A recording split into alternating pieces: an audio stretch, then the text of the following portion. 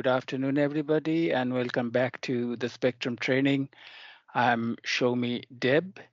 I'm a psychiatry professor and leading this project, and this is Bharati Limbu, who is the researcher on the project. And we have already met you during Module 1 training.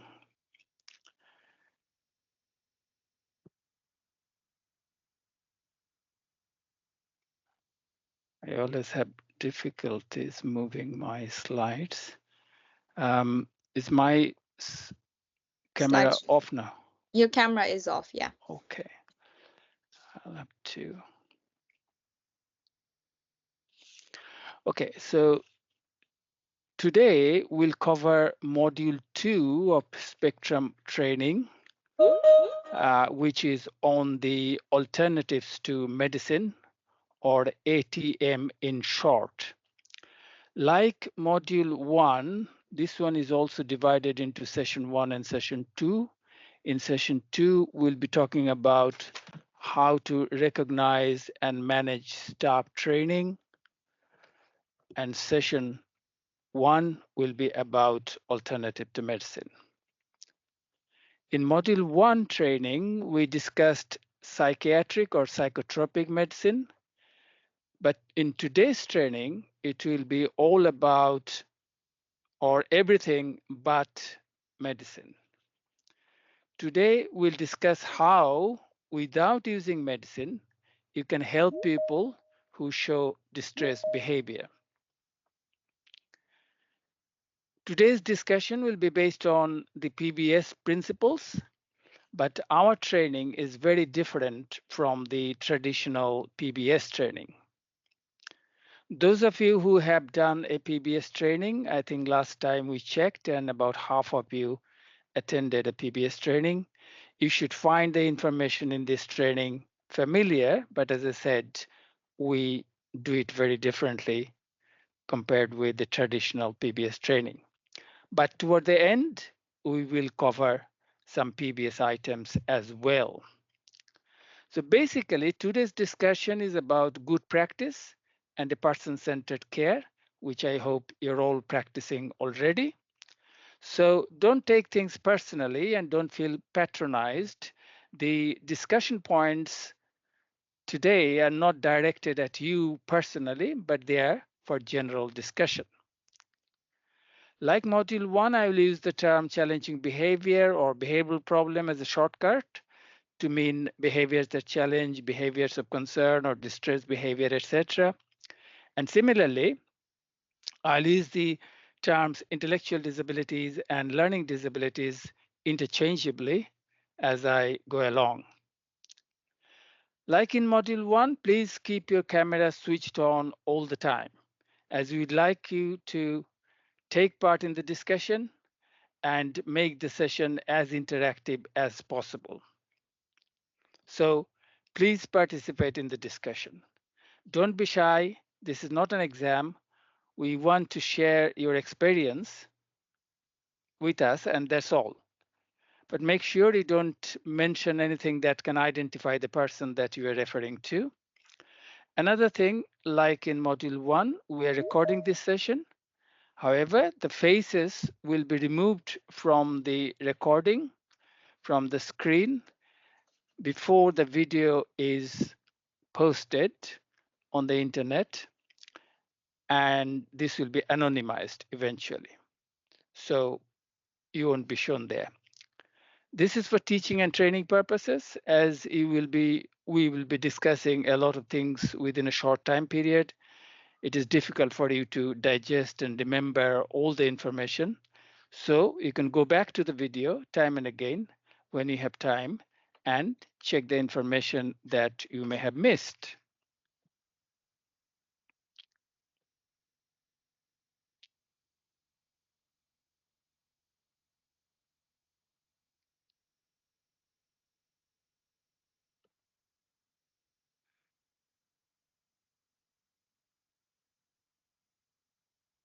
So today, there are 3 issues we'll be concentrating on. And we'll hover around these 3 issues all throughout this afternoon. And we'll come back to these time and again. So the first thing is to understand the behavior or the reasons behind the behavior. So if you understand the behavior and the reasons behind it, then the challenging behavior should reduce. Then the understanding the person and help them with skills building. If you understand the person, you communicate appropriately with them, you develop a rapport with them, then they're happy, you are happy, and the challenging behavior will diminish. If we help them with skills building, develop various types of skills, that will concentrate their mind on the skills they are learning and divert them from challenging behavior. So that will reduce challenging behavior, the skills building. And the last but not least is the understanding and managing your own attitude toward the behavior. Because if you can understand and manage that properly, then that will help to reduce challenging behavior. So we will break these down under various subsections as we go along initially, and then come back to them and have further discussion. So the first thing we'll start is the understanding the behavior or the reasons for the behavior. We may call it the assessment of the behavior. And we have touched on this in module 1, but we are going to go into further detail in module 2 today, because this is at the heart of today's training. And the assessment will be done under these broad headings: medical issues affecting somebody's behavior, psychological and psychiatric problems leading to challenging behavior, social and environmental issues affecting behavior, and personal issues within the person. And we'll come back to these two and break them down further. So, as I said, the emphasis is on the assessment of the behavior, and the training is going to skill you up to do the assessment yourself. And we have discussed this before, that you may think that this is the job of the professionals like psychologists or the PBS trainer, but we'd like you to do it for various reasons. Can you think of any reason why you should be doing it? How would that help? Um, because you work with Because we're them more and you know closer. One person at a time, please. because you Because we're work more with them closer to and you them know than more. the. Yeah. Okay, Desmond first. Desmond, you What first. I'm saying is because you work with them and you know more of them. Yeah, That's the reason yeah, you should yeah, be yeah, able to conduct that. Yeah. yeah. Okay, there was another person. Yeah, it's just the same because we work with them on a daily basis, so we know them, better than And than the medical aspect of the two. yes, other professionals. Yes. Any It's a other reason? it's a first-hand information, which is kind of staff members. Then if there is another professional involved, then we are the one who is going to be passing on that information. Yes, So that's the one of the reasons. yes. So there's very good points you have raised. Basically, this is going to empower you, because you then own the plan, whether it's PBS plan or any care plan. That itself will help professionals, as I said. If you go to the psychiatrist with all the information, it makes their life easy. They take the right decision. It helps them to take the right decision. But you own the plan because you know the person best. And then because of that, because you own the plan, it's not that somebody comes from outside and devises a plan and then you're asked to implement it, but you implement it, then the implementation will be much more effective. There might be the issue of finding time. You might say, well, we are so busy, we are filling in so many forms, and this is an additional work. But at the end of the day, it is the best practice. It is for the best interest of the person, and it encourages a good person-centered care. So it also helps with your professional development. You develop a particular skill. Okay, so next thing, we'll just break them down under different headings, understanding the person and helping them. The first thing is to effectively communicating with them and engaging with them. As I said, that will help you, that will make them happy, that will help you happy, and you will see less challenging behavior. But this will also help with the shared decision making. So you involve them in their care planning, whether it is to do with a prescription or their daily routine.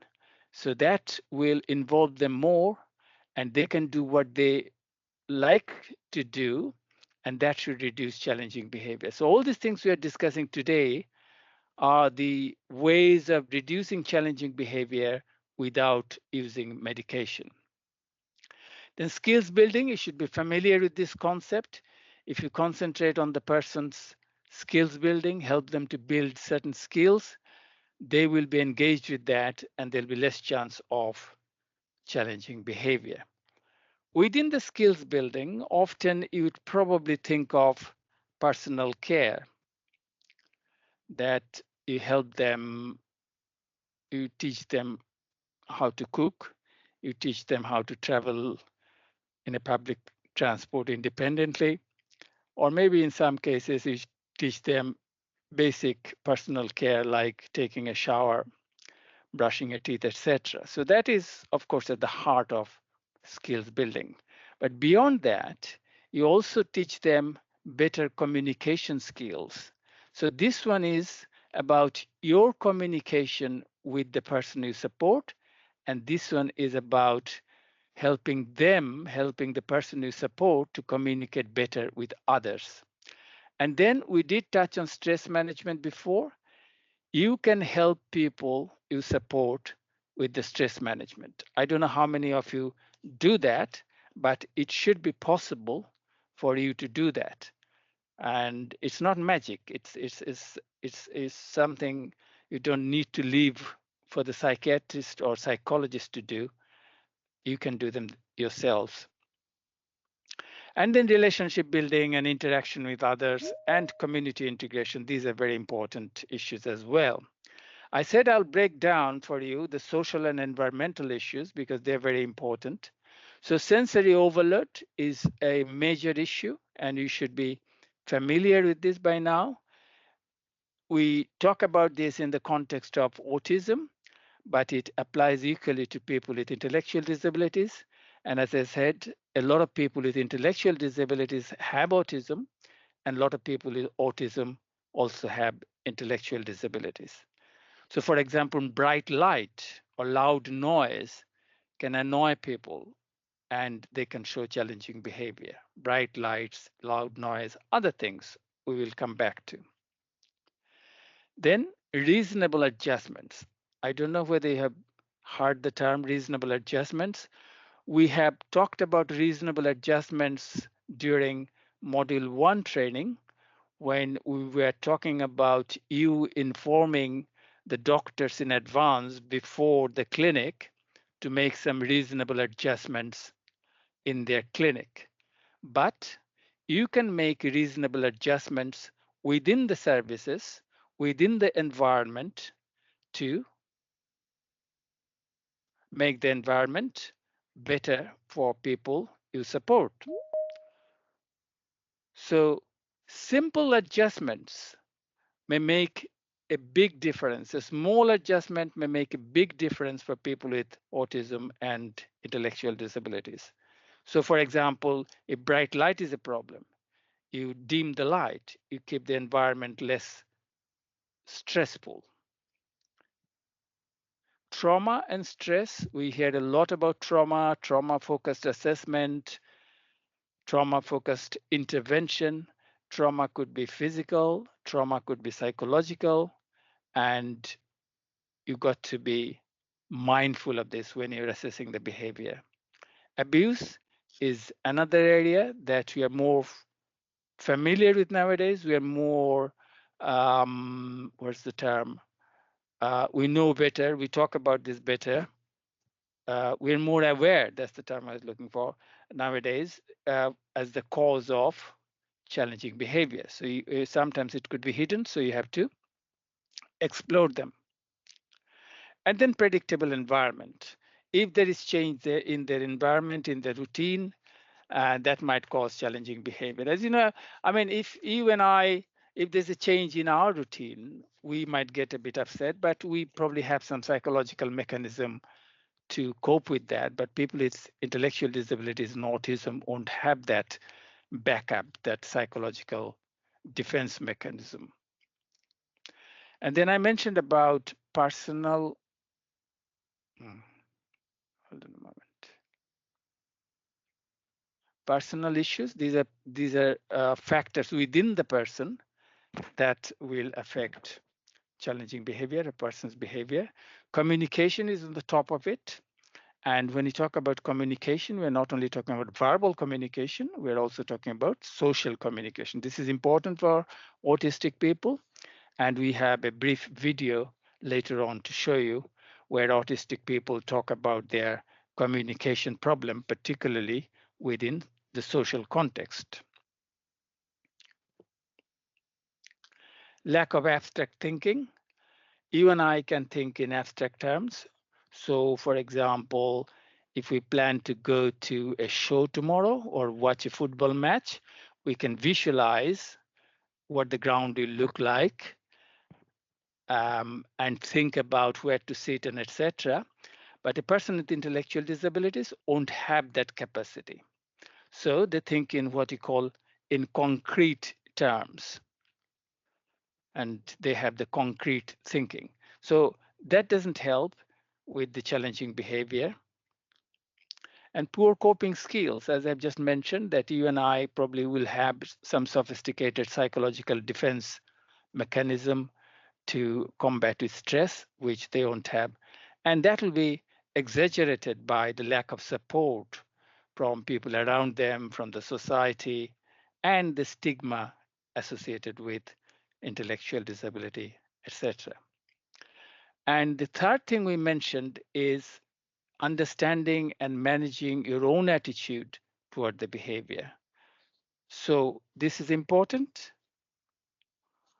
Your feelings, whether it's positive or negative toward the person and towards the behavior, and that brings us to your attitude towards the person and towards the behavior, and your own behavior or reaction to the behavior. Depending on what it is, whether it's positive or negative, it can improve or worsen the challenging behavior. And your stress, own stress, how to recognize them and manage them.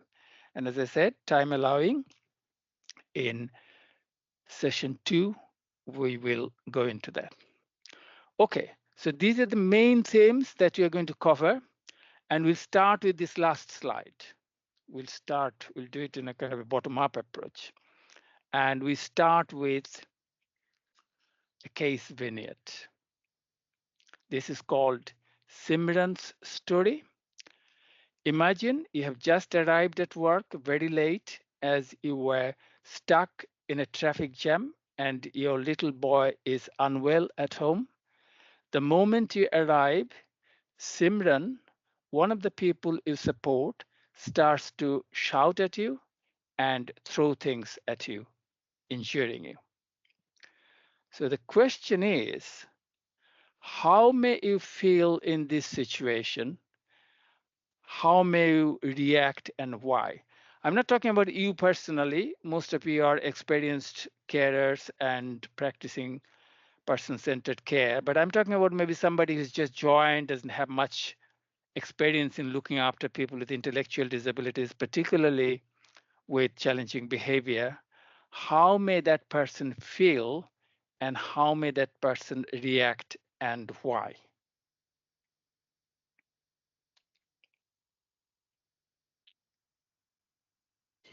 Maybe because the person don't have enough experience in the job yet. Yes. So the person get panic because it happened in a situation where I work, somebody took off the job and saw the resident reacting, and she panicked. And we tried calming her down, but she left and never came back because she got scared. Yeah. So it happens in those cases as well. So you may be scared. Okay. What Yeah. else?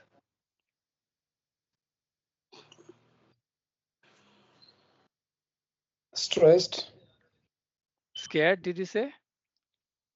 I say stressed. Say Stressed. it again. Stressed. Shumi, it's Stressed. stress. Yeah, Yeah, stressed. stress. Yeah. Yes, yes. Be angry because they don't know what you've been through. Yes. So you don't know the reasons for the behavior. That Yeah. might make you feel frustrated and scared, as you said. Yes. Any other suggestion? I think to start with, because you're already stressed through the situation that there is a traffic, your child is unwell, and you're already running late. All those things may contribute towards Yeah. Yeah.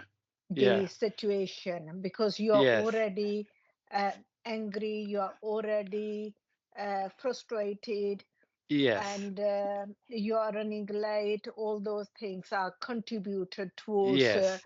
it's a build up. Yes. Yes. So And personal, when you your go own. in this, yeah, your own kind of situations has impact Some. on a staff member. Yeah.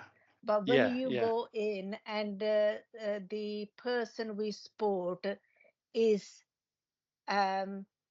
not in such a good mood, the day is not a very good start.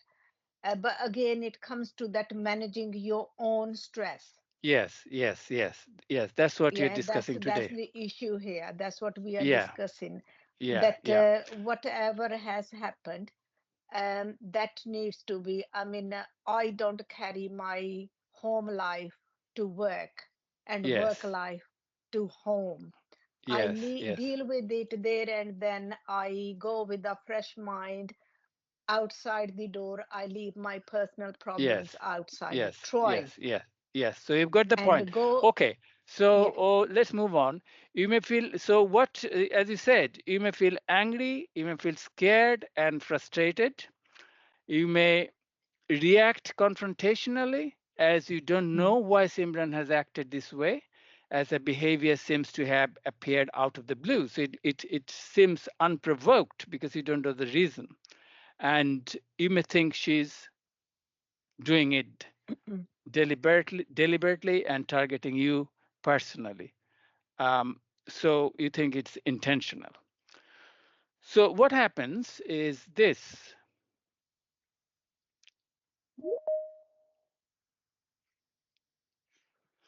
you have this negative cycle, a vicious cycle.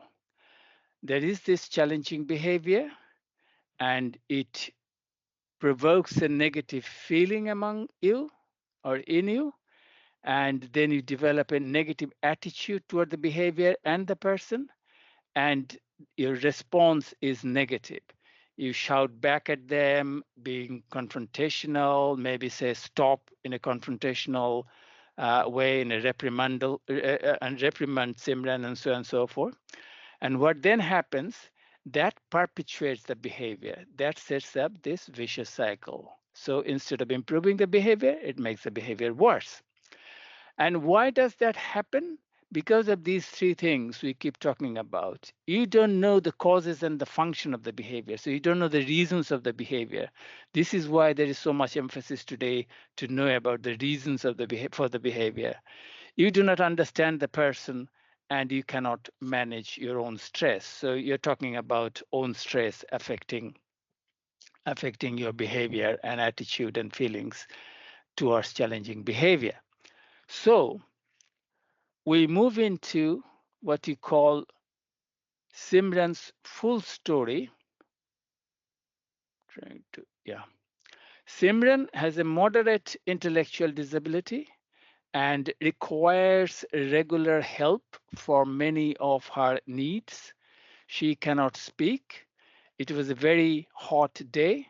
Simran fell asleep in the afternoon due to the heat and woke up feeling very tired and hot. She wanted a cold drink and to turn on her room's air conditioning. She did not want to bother the staff, but she could not work out how to use the remote control for the air conditioner. As a result, she felt frustrated as she could not call someone for help and was upset because she could not communicate her needs clearly. She wondered why the staff didn't turn the air conditioner on. As she could not speak and the staff were not in her room, she began to shout. As soon as you entered her room, Simran started throwing things at you, which injured you.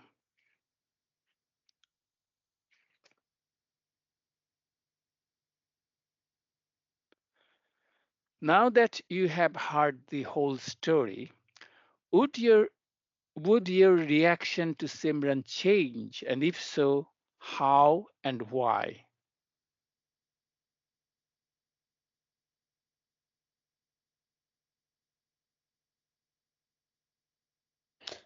Oh, yes, it will change. And How would it change and why? the reason why it will change is because you have already identified what his problem was. Yeah. And you know he was frustrated because he can't turn on the AC and he doesn't know how to approach the staff to ask. Yeah. So how would you react now? And also, You react calmly and support him as much as you can Yes. because you know Okay. what the problem was. Yeah. Another person wanted to say something? okay, Reassurance. Because I wanted to say, Reassuring. Yes. What because now else? you know that it wasn't because of you that he was throwing things. So you would act calmly and reassure him and maybe try to do what he or she needed. Okay.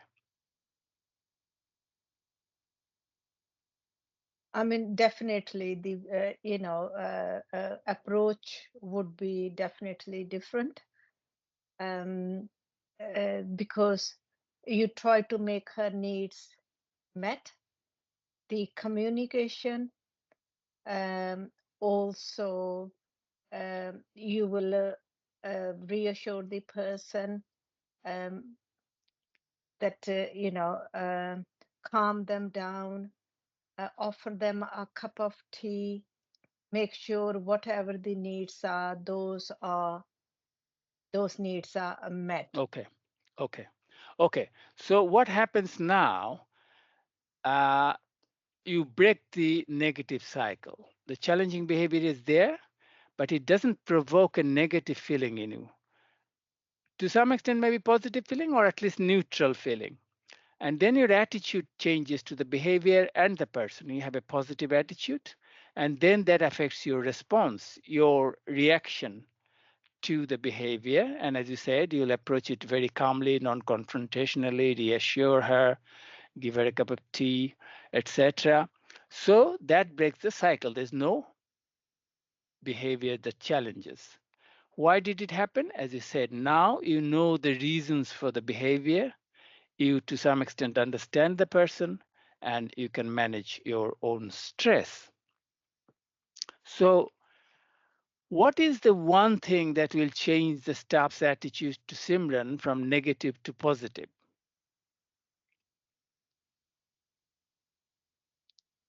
because we now know that there's an underlining towards the behavior, so we can understand the person better, and the Yeah, way the person processes information is different from ours, yeah, yeah.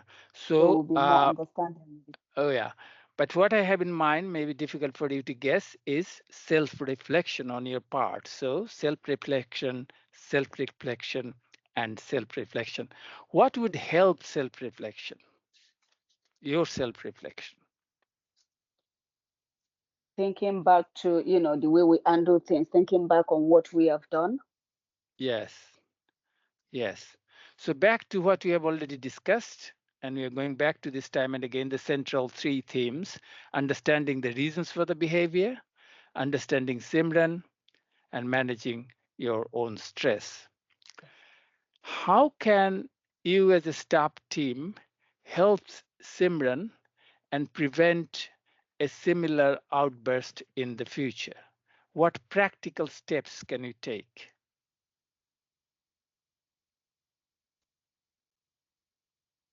I mean, to start with the maybe next time you what I want to say is maybe next time you teach Simran how to use the remote, the air conditioning remote. Yes, how to use the remote. Yes, okay. Someone else was going to say something? communication among the staff members and communication with Simran. Yeah, so teacher, improved communication with staff members and yeah. What else? Someone else was going to say something?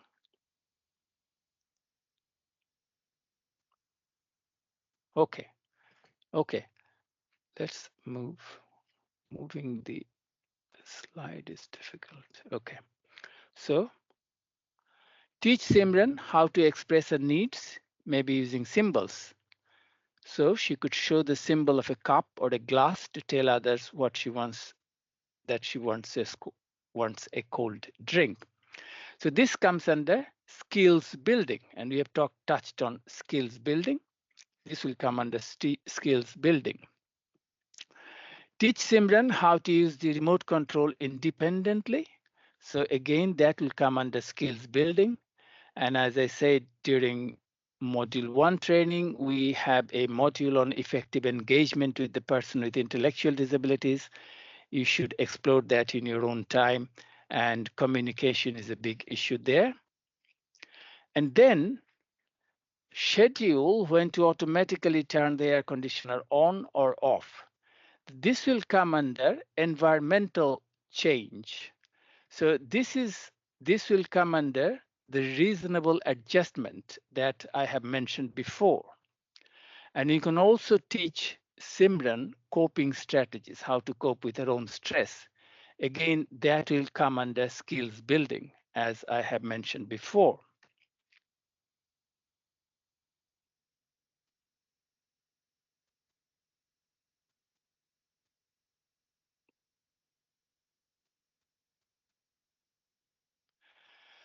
So can you give examples of how you made reasonable adjustments in your service that helped the person or reduced challenging behavior?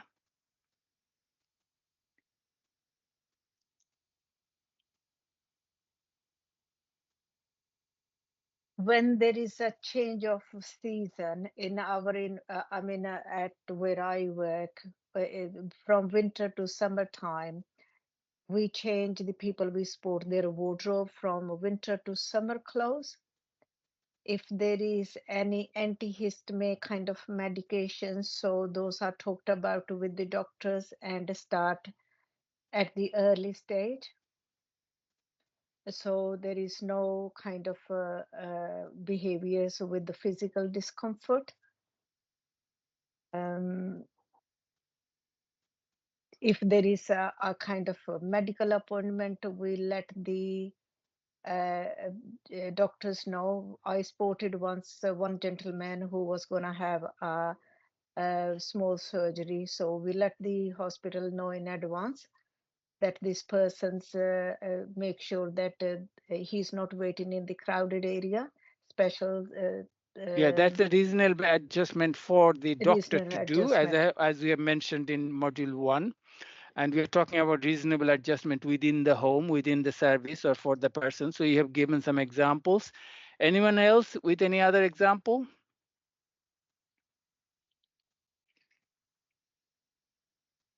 Like getting them engaged in a lot of activities, like putting things in place in a home that they can get themselves doing or associating themselves with. So maybe giving them the opportunity to take part in activities they prefer, Yeah, one example we had last time was that somebody, when they go out, this person gets a bit agitated because of all the sounds and noise. So they started using something, some earplugs or something, which is not always on, but time and again to reduce the sound.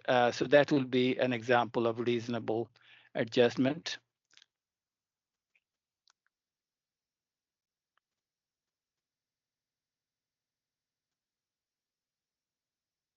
Can you give example of how you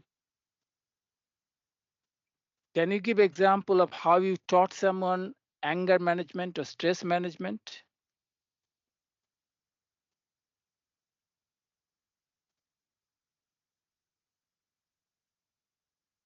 I mean, we follow the behavior sport plan, whatever the kind of strategies are there, we kind of follow them.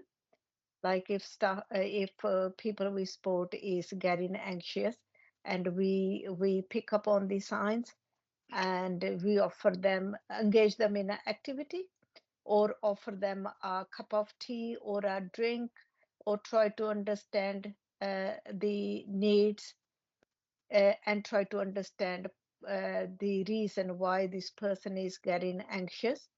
Yeah, I mean, that's okay. That's fine. You should do that. I'm talking about some kind of therapies like mindfulness or deep breathing, cognitive behavior therapy. Has anybody ever used anything like that with the person and taught them how to do these things? Now, only the walk I in the witnessed. garden. Yeah, breathing through the nose and breathing, like breathe in and breathe out. You Sitting them teach, down. you have taught people to do that, yeah? Yes, yeah, Yeah, did that help with the challenging behavior? 100%. After we've done it a few times, they've said that they've relaxed, they feel more relaxed. So More it did ease relaxed them and down. helped with the challenging behavior, yeah? Yeah. Yeah, that's a good example. Can you give examples of how you help someone to build their skills?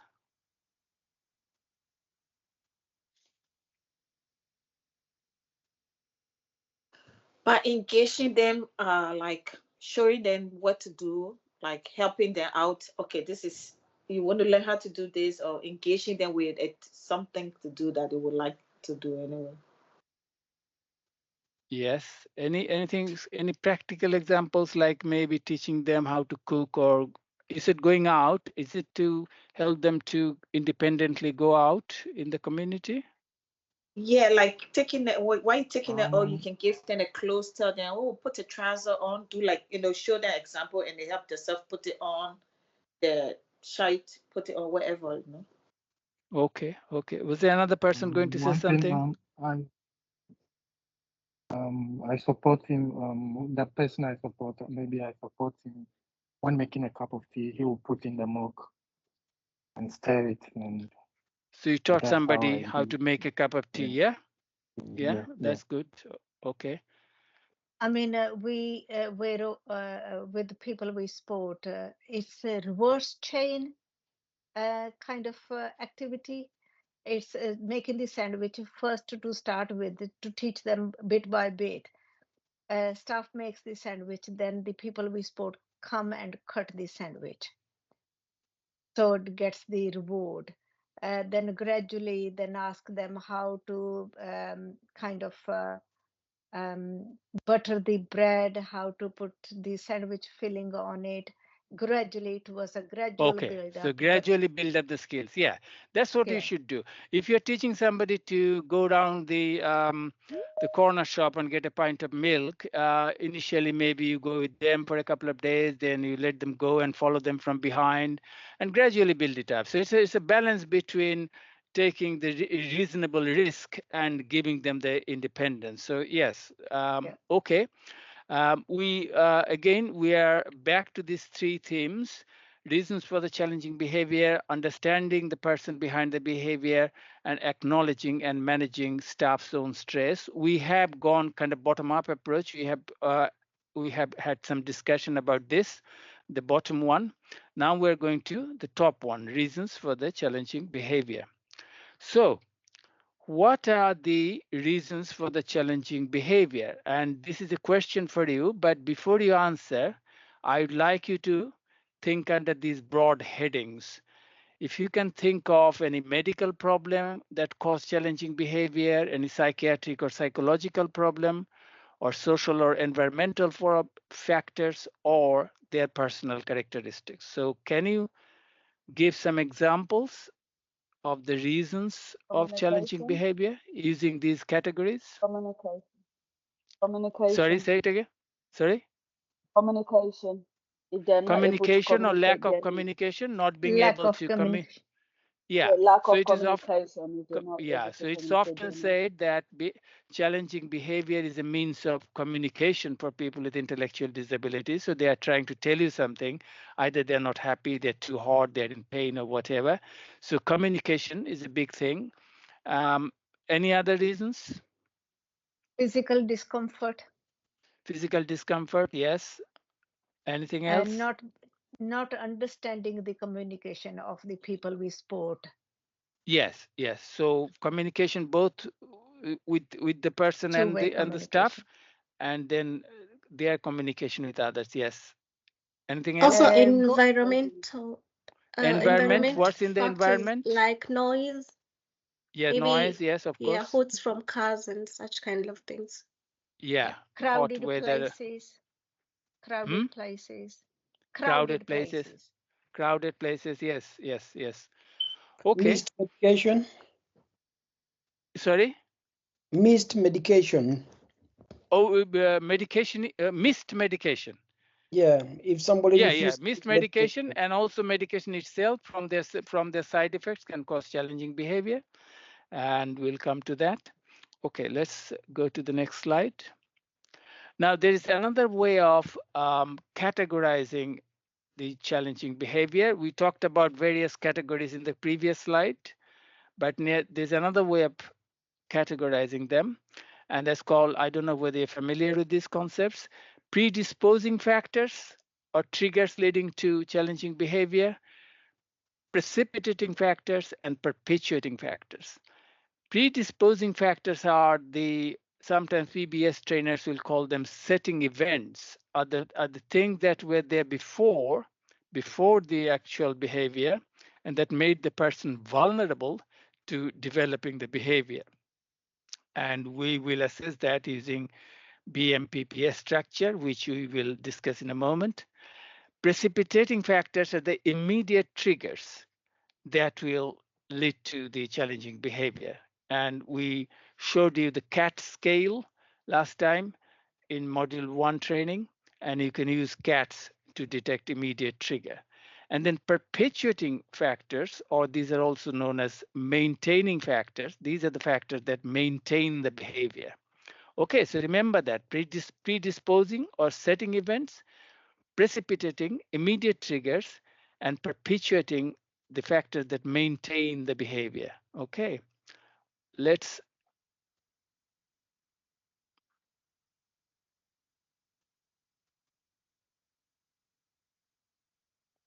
now think about Simran's story and think what were the predisposing factors or setting events, what were the precipitating factor or immediate triggers, and what were the maintaining factors. So start with this predisposing factors. Wasn't able to communicate with the staff. Not able Communication. to tell. Not able to Yeah, communicate with communication. the Not able to staff. talk. The Yeah. inability to communicate properly could make her vulnerable to the behavior. Immediate triggers, precipitating events. I think he was also feeling hot. Hot. So hot weather is a precipitating, Yeah. yeah. And perpetuating, maintaining factors.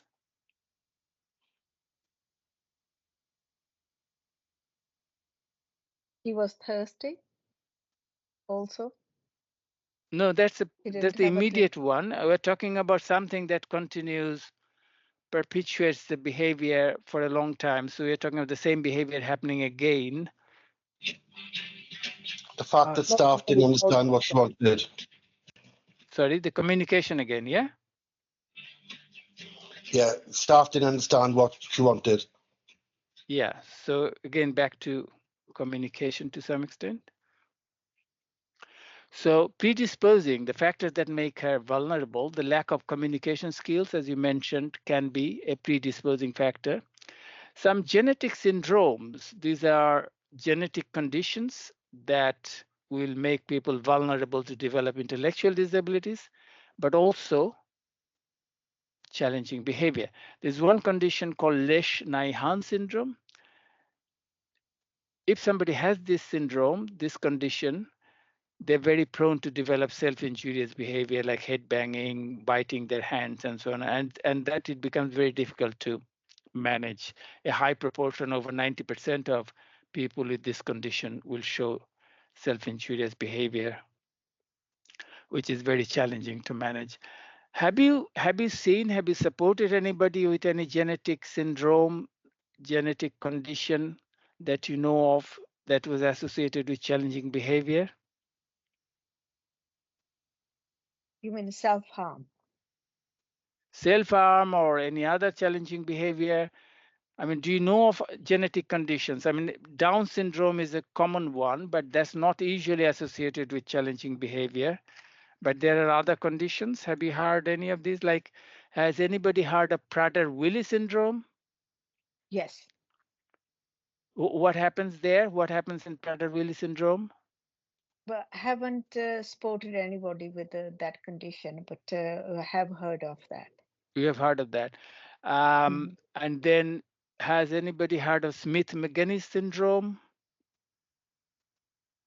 No. Have you heard of Fragile X syndrome? That's relatively common. No? Okay. Okay, in that case, let's move on. Just to keep in mind, there are certain genetic conditions, if you ever come across, they might predispose. We're talking about something that is there before, which makes the person vulnerable to developing challenging behavior. So that's a predisposing factor. Precipitating factor in Simran's case, hot day, inability to use the air conditioning, wanting a cold drink, and staff not being around. And perpetuating maintaining factor is the lack of skills and knowledge on how to use the remote control and the communication skills, etc. This iceberg analogy is often used by psychologists or PBS trainers to explain challenging behavior. Now, in iceberg, as you know, most of the ice is under the water. This is the water level, and most of the ice is under the water, and only 10-11% maybe is above the water. So in case of challenging behavior, what you see is what is above the water, which is about 10 to 11%. And what you don't see is what is under the water, which is a reaction between personal setting factors and environmental setting factors. So personal factor is like, as I said, difficulty in communication. And when it is combined with the hot weather or lack of drink, interaction between these two then will create or produce challenging behavior. So the idea of this diagram is to explain the reasons behind the challenging behavior. And once you understand what is under the water, it helps you to manage what is over the water, which is the challenging behavior. I kept mentioning the BMPPS schema. This is how you categorize different reasons for the behavior to help you to assess the behavior. And as I said, there could be medical reason, there could be reason within the person, there could be psychiatric and psychological reason, and there could be social and environmental reasons. But we'll start with the B, which is the behavior itself. And we'd like you to assess the detail of the behavior. So it's no good going to the clinic and say to the doctor that his behavior is better or worse. We need much more detailed information about the behavior.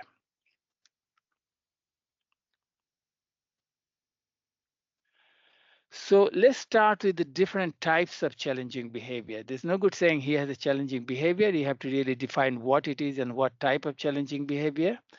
So let's have some discussion about the types of challenging behavior you have seen and how were they managed. Can people give some examples?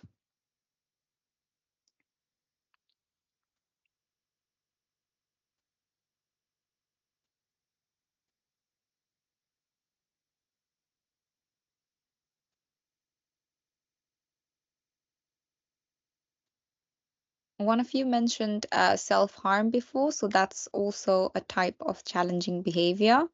Can you think of anything else? Aggression.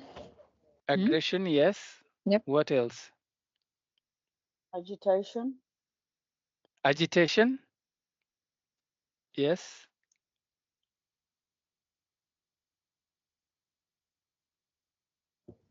Aggression can be verbal aggression or physical aggression. Yes. Yeah. Can you give an example how we managed aggression in somebody? Is by trying to diffuse the situation by trying to distract him Trying to from, distract him. Yeah. Sometimes try to reassure them. If not, just give them a space for a while. Yeah. Reassure them. Okay. Yeah.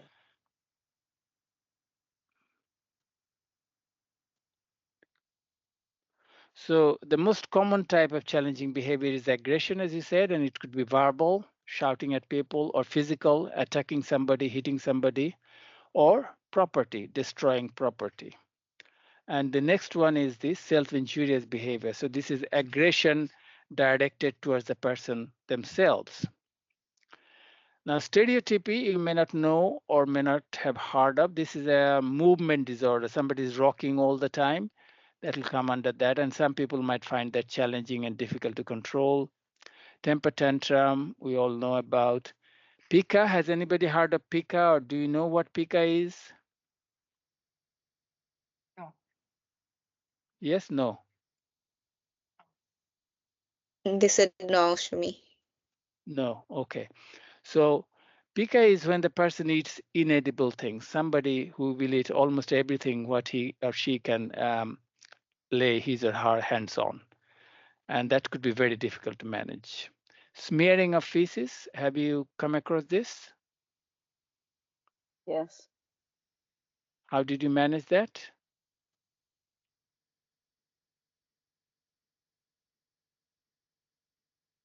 We had to first they were doing it, you had to be everywhere in the building, but eventually we had to manage it and make it be, within the premises of the toilet.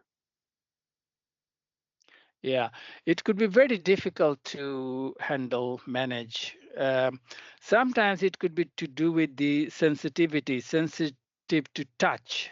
And this is something we have in the autism module that you can go and check. And that could be related to the abnormal perception of the sensory feeling of touch. For this person, I Wondering think people. it has to do with smell. They'll be Sorry? smelling it, bring it. For this Smelling person, I could think be, it has to do with yeah, that could smell. be They'll be part of the smelling it, they're putting sensor. it close to their nose. Yeah, that could be part of the sensation as well, abnormality in the sensation, and that can affect the smell sensation as well. Wandering, that can happen in dementia, in other conditions. Fire setting can happen in an extreme condition, and kleptomania is when they steal others' possession. You may not have come across this, but you may have come across sexually inappropriate behavior. Have you come across this? Yeah, that one is very common in our setting. Yeah. Yes. What sort of sexually inappropriate behavior? Is a male people we support touching the staff inappropriately. Inappropriate touching, yes. Yeah. So inappropriate touching or using sexually explicit words and etc. are common, but in extreme cases, it can lead to criminal sexual behavior for which they will probably then end up in a prison or a special hospital. But in these cases, you have to really explore whether there's a history of abuse, sexual abuse, or a trauma in the past, and probably provide them with sex education of some kind.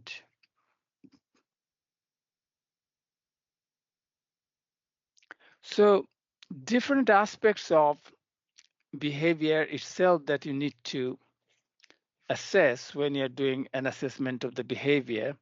You have to describe the behavior clearly, and if necessary, it might help to keep a weekly or a daily chart of their activities and behavior, whether it's a positive behavior or a negative or challenging behavior.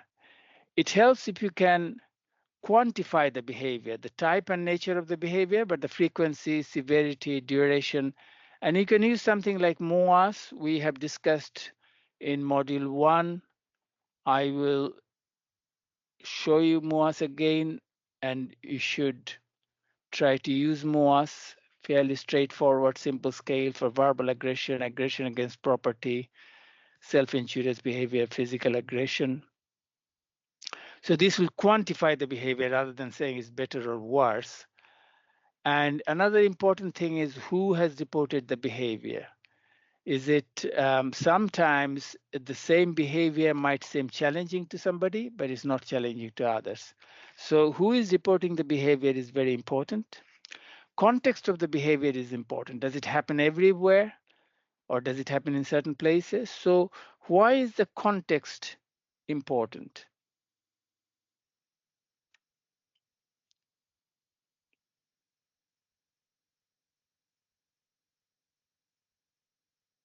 Identify why the behavior is happening. Yes. So it might be that in a day center they don't get on with a particular person, or in the house they don't get on with another resident, or even some staff. They get on well with one staff but may not get on with another staff. So presence or absence of certain people, etc. So context is important. You need to compare previous behavior and have a kind of a baseline to see that this behavior is new and it wasn't there before. So you need to have a past history. And onset, did it start suddenly? If it started suddenly, what might that mean?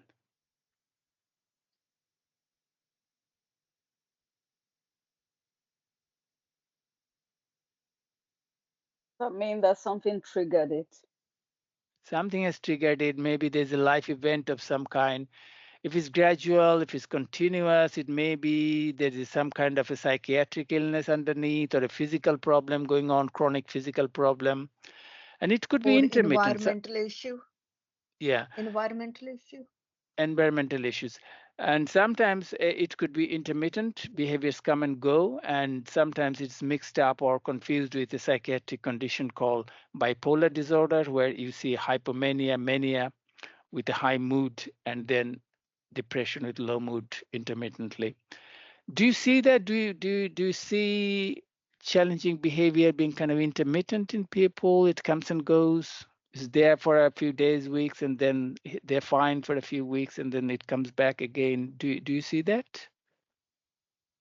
The challenging behavior we are having in our setting, I think, is gradually. It happen all the time because this gentleman who always masturbate and exposing himself, and Okay. he's been doing that for a long time. But Okay. it's very hard to control that one. So this issue of is a long time. This onset, when it started, did it start in childhood and adolescent, or did it start in adulthood? In most cases, you would expect this to start in childhood, but sometimes it might start in adulthood. But what's your experience? Do you see that in most cases they started a long time ago in childhood maybe, or do you see a lot of these new behaviors in adulthood? He started when he became a teenager. Hmm? When he was a teenager, that's when he started. Teenagers. So mostly it starts when they were teenagers, they were children, and you have to assess the triggers of the behavior. And we talked about CAT scale. I'll show you the CAT scale again just to remind you what it looks like. And you're encouraged to use CAT scale in your practice to detect triggers for the behavior. Then further detail in the behavior, what happens after the behavior? It is as important to know what happens after the behavior as it is to know what happens before the behavior. Because if you're doing an ABC chart, it is the C, it is the consequence of the behavior, which tells you about the function of the behavior. So for example, after the behavior, if they get their own way, then you know that's what the behavior was all about. If you give them a pain relief and the behavior goes away, that means the behavior is due to pain. So it's the consequence of the behavior which is important. What sort of calming strategies people use? So that is important to know. You gave example of breathing exercise. Mindfulness could be another one. Distraction. What is? Distraction. Distraction, yes. Or Some people will giving probably them go to this, their own. giving them this space. Space, giving them the space, yes. I mean, some people will probably go to their own room and listen to the music. So they develop their own calming strategies and you help them with that or you help them build that. Assessing the risk to the person and others and property is very important and you review the risks regularly. Impact of the behavior on the person. Can you give some examples? You already have some examples there, but I'll probably remove it. How can the behavior impact on the persons themselves? Low self-esteem. No self-esteem. Low self-esteem. Yeah, you said no self-esteem, yeah? That's right. Yes. Low self-esteem, low self-esteem, yeah. Yeah. What else? Feeling remorseful. Yes. Sometimes they feel emotionally. Impact on their life. Yeah, emotionally or just distant itself sometimes. Emotion. Did you say something about emotionally? Yeah, sometimes they feel emotionally, feel emotionally and just distant itself for some time. Just I didn't get that. Bharati, did you get that? I think she meant the emotions tend to be affected, and then it's better to keep a distance during that phase. Okay. You have to speak up a bit for me. My hearing isn't that good. Okay. Let's go to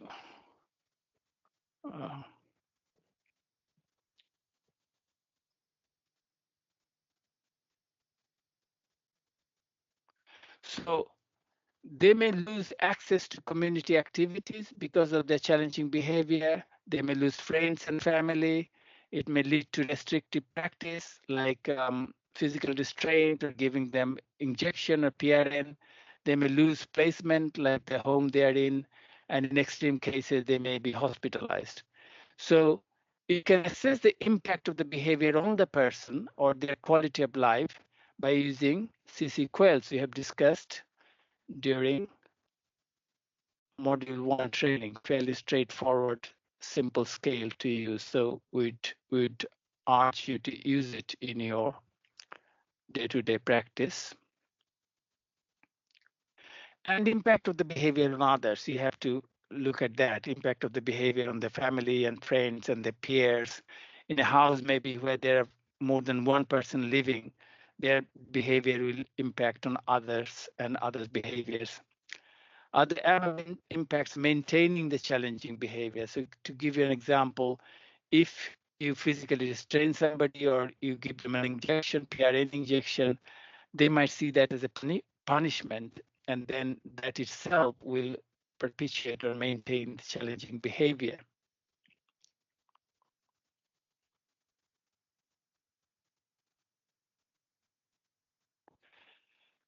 And if possible, assess the amount of control the person has over the behavior. Often, they probably won't have control. It's not directed at you personally. Sometimes it may be, but often it is not. So the behavior is not always directed at you or it's intentional. So remember that. So we have discussed about B in the BMPPS schema, behavior. Now we're going to move into M, or the medical cause or physical problems.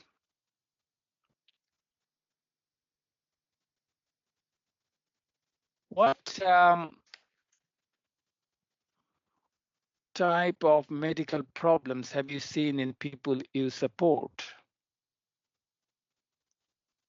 The effects from their medication, the side effects of their medication. Side effects of the medication, what sort of, any example?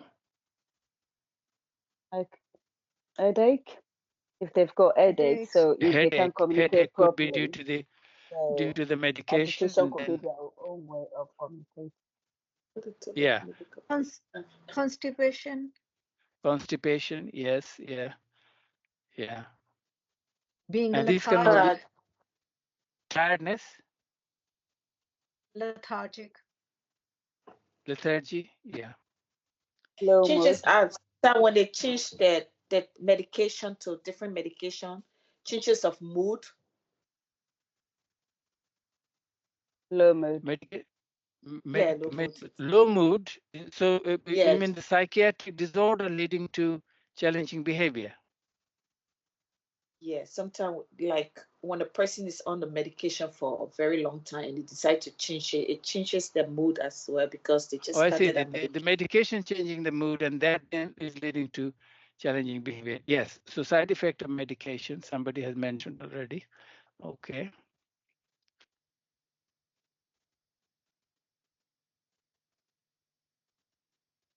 So one common example is the pain in the body that can lead to challenging behavior.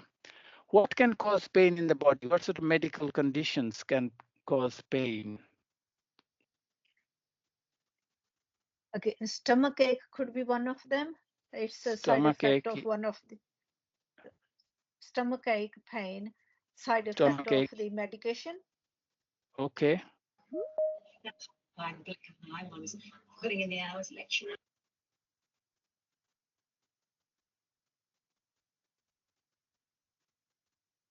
So here are some examples. Constipation, which is common in people with intellectual disabilities, but some medications will make it worse, like risperidone or antipsychotics. Toothache from poor dental hygiene. Stomach pain from maybe heartburn, acid reflux, headaches. In case of women, maybe period pain, etc. How can you tell how severe is the pain? We have talked about the pain scale, and some of you said that you already used something similar in your service. So there are medical issues that could be chronic or that could be acute. It can happen fairly, relatively quickly, or it may go on for a long time for many people. A chest infection could be acute, or it could be sometimes like a blood pressure problem, cholesterol problem, they're chronic. One thing you have to remember about pain threshold or pain, in some people, particularly with autism, they have a very high pain threshold. So they might even break their legs, but you wouldn't know because they won't show any pain. So you have to keep that in mind. We talked about acid reflux, constipation. Hearing and vision problems are common, and they can lead to challenging behavior if they can't hear properly or they can see properly. That can lead to challenging behavior. Sleep problem can lead to challenging behavior. Have you seen sleep problem in any of your clients, the people you support? Yes, What sort of sleep problem? they could probably be drowsy and sleep during the day, and then in the night they can't sleep. So it's a Yes, change of sleeping pattern. yes, that's common, and that can lead to challenging behavior. Epilepsy, has anybody supported people with epilepsy? Yes. Yes. Yes. Yes.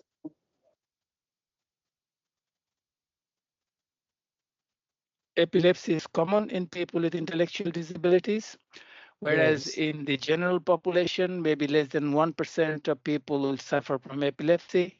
People with intellectual disabilities, about quarter will have epilepsy. And severe the intellectual disability, higher is the rate of epilepsy. Epilepsy can be associated with challenging behavior one way or another. Has anybody heard of SUDEP? SUDEP?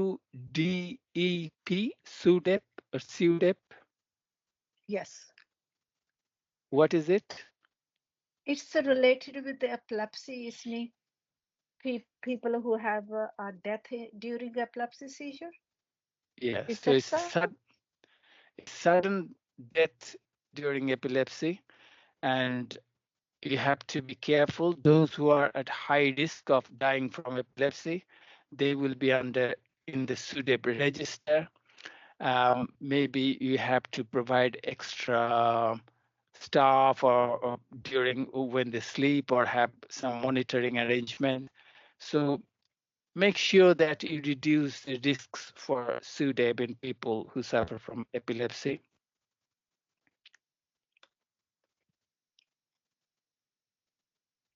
Other neurological conditions like spasticity, when somebody's muscles are stiff.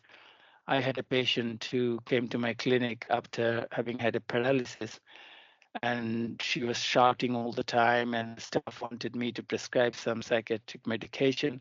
But when I examined her, I found that her right hand is quite stiff, and she couldn't open the fingers in her right hand, and she was constantly trying to stretch her fingers on the right hand and not being able to do that, and she got frustrated, and then she started shouting, screaming. So it was all to do with that. So I, instead of prescribing psychiatric medication, I prescribed some muscle relaxant, and that helped, and behavior problem deteriorated, and she didn't need a psychiatric medication at the end. We have touched on genetic disorder, but none of you have seen anybody with genetic disorder, so we'll skip that. Side effect of medication, we have discussed a few times. We talked about, for example, risperidone causing headache or constipation, that then itself will lead to challenging behavior. There are some anti-epileptic medications, like, for example, topiramate, that can cause challenging behavior. So how many of the people you support have had an annual health check?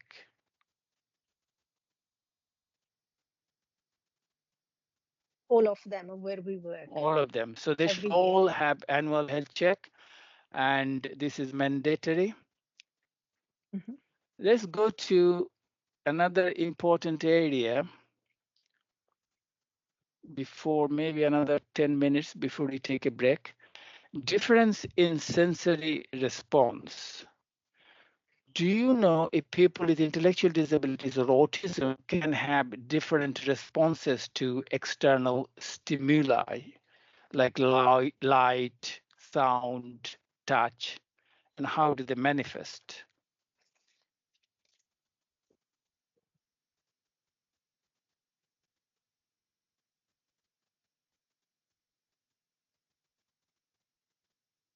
Have you heard about this phenomenon, that they have different perception of sensation, and that Yes. can affect? Yeah. Well, What?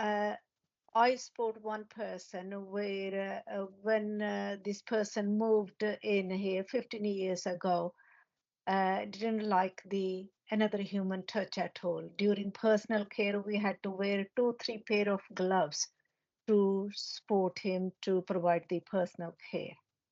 Okay, so And touch was a. touch was. Then bright lighting was another one. So we had dimmer Bright light was a switches problem with to another one. eliminate the bright light was a problem. Crowded places was a problem. Overload of sensory, then the loud noises. Loud noises. Okay, so what I'm going to do, I'm going to show you a video, but before that, just let me explain the kind of medical reason for this abnormality in sensory perception. What happens with you and I, we are always exposed to stimulus coming from outside, sound, touch, noise, dust, etc. But our brain has a filtering mechanism, and it only allows sensations that are useful to us, that are relevant to us, and cut out the rest of the information. If not, we'd be overwhelmed. But in case of people with intellectual disabilities and autism, they miss that filtering mechanism. Their brain doesn't have that filtering mechanism. So what happens as a result, they get overwhelmed by the sensation. The sensations become more acute, exaggerated, louder for them compared with us. And that can lead to frustration, in some cases, even physical pain, and that can lead to challenging behavior. I'm going to show you a video. And Bharati, let me know if the background sound comes all right.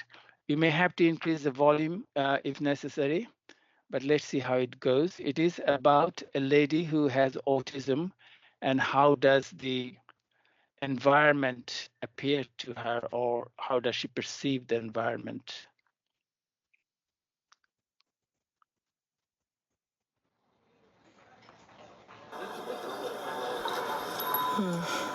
I can't wait for a coffee. Oh, hello, barista. What do you girls want? Skim soy latte? Darren, soy can't be skimmed. Hot chocolate, orange juice. No, Dad, I want a coffee. Hot chocolate? Great. So I was thinking of going to Sarah's later. Could you give me a ride? Yeah, sure. Are you cool with taking your sister? Yeah. Wait, what? I have my own plan. Carly. Okay, I'll see you tonight, okay?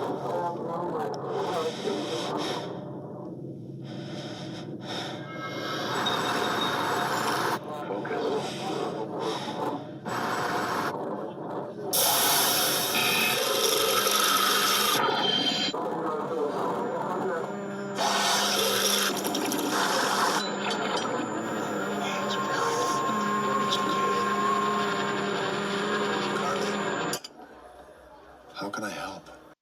So this is an example that how the environment can be perceived by someone with autism, which might be very different from the way it appears to you and me when we go to a cafe. So they could be overwhelmed by all these sensations. They can be perceived as an exaggerated sensation. And there's a problem with the choice as well. As you could see, her father brought her the wrong drink and etc. So you will find all this in the ASD module. We have a very comprehensive module on autism, and we'd like you to check that out. And there you'll find this table for each of the sensations, sensory modalities.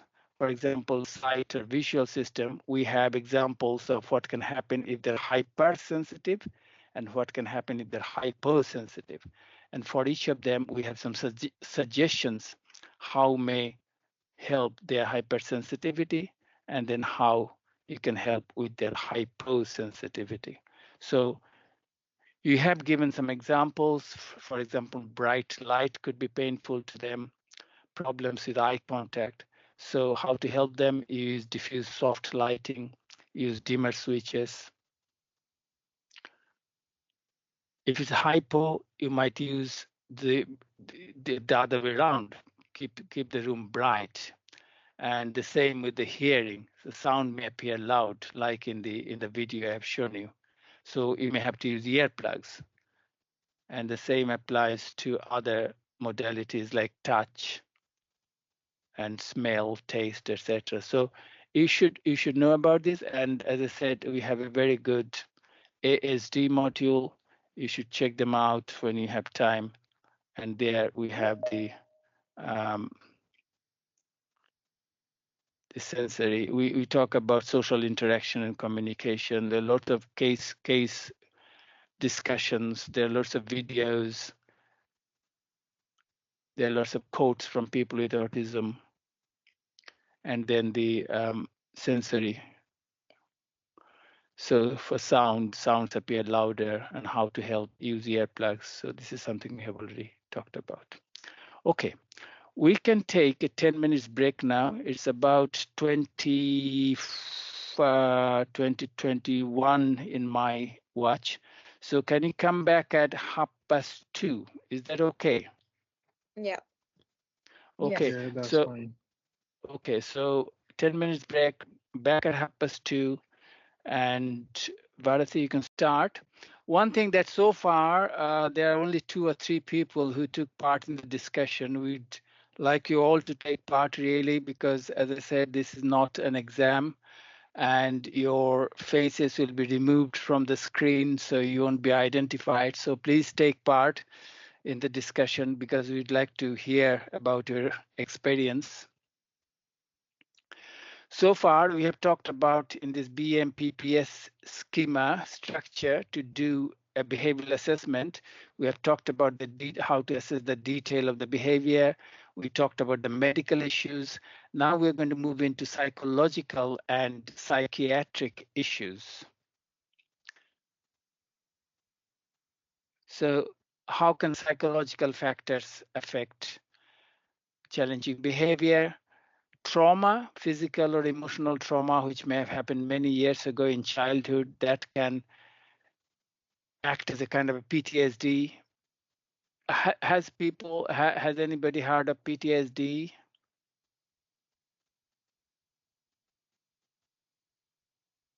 No. Yeah, Nobody is has it heard post-traumatic disorder?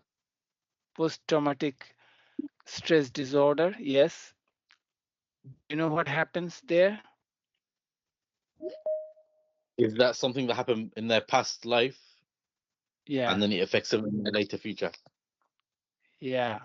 I mean, it can happen recently as well. It could be a major life event like maybe a storm, tsunami, earthquakes, things like that. Let me see if I can show you. Yeah, there's accessible leaflet. So maybe a sudden death of someone you love, a serious injury, an accident, a fire, flood, or earthquake, threatened with a weapon, abuse. So it could be abuse in case of people with intellectual disabilities and autism involved in war and torture. And then what happens 6 months after your experience? Maybe you relive the trauma. You have bad dreams and bad memories and try to avoid places and not remember some events, lose interest in usual activities, problems with relationship. You get anxious, trouble sleeping, startle easily, and even become aggressive and irritable and feel ashamed or guilty. So you have to keep in mind PTSD, maybe a trauma that happened in childhood many years ago, and it's manifested now as a challenging behavior.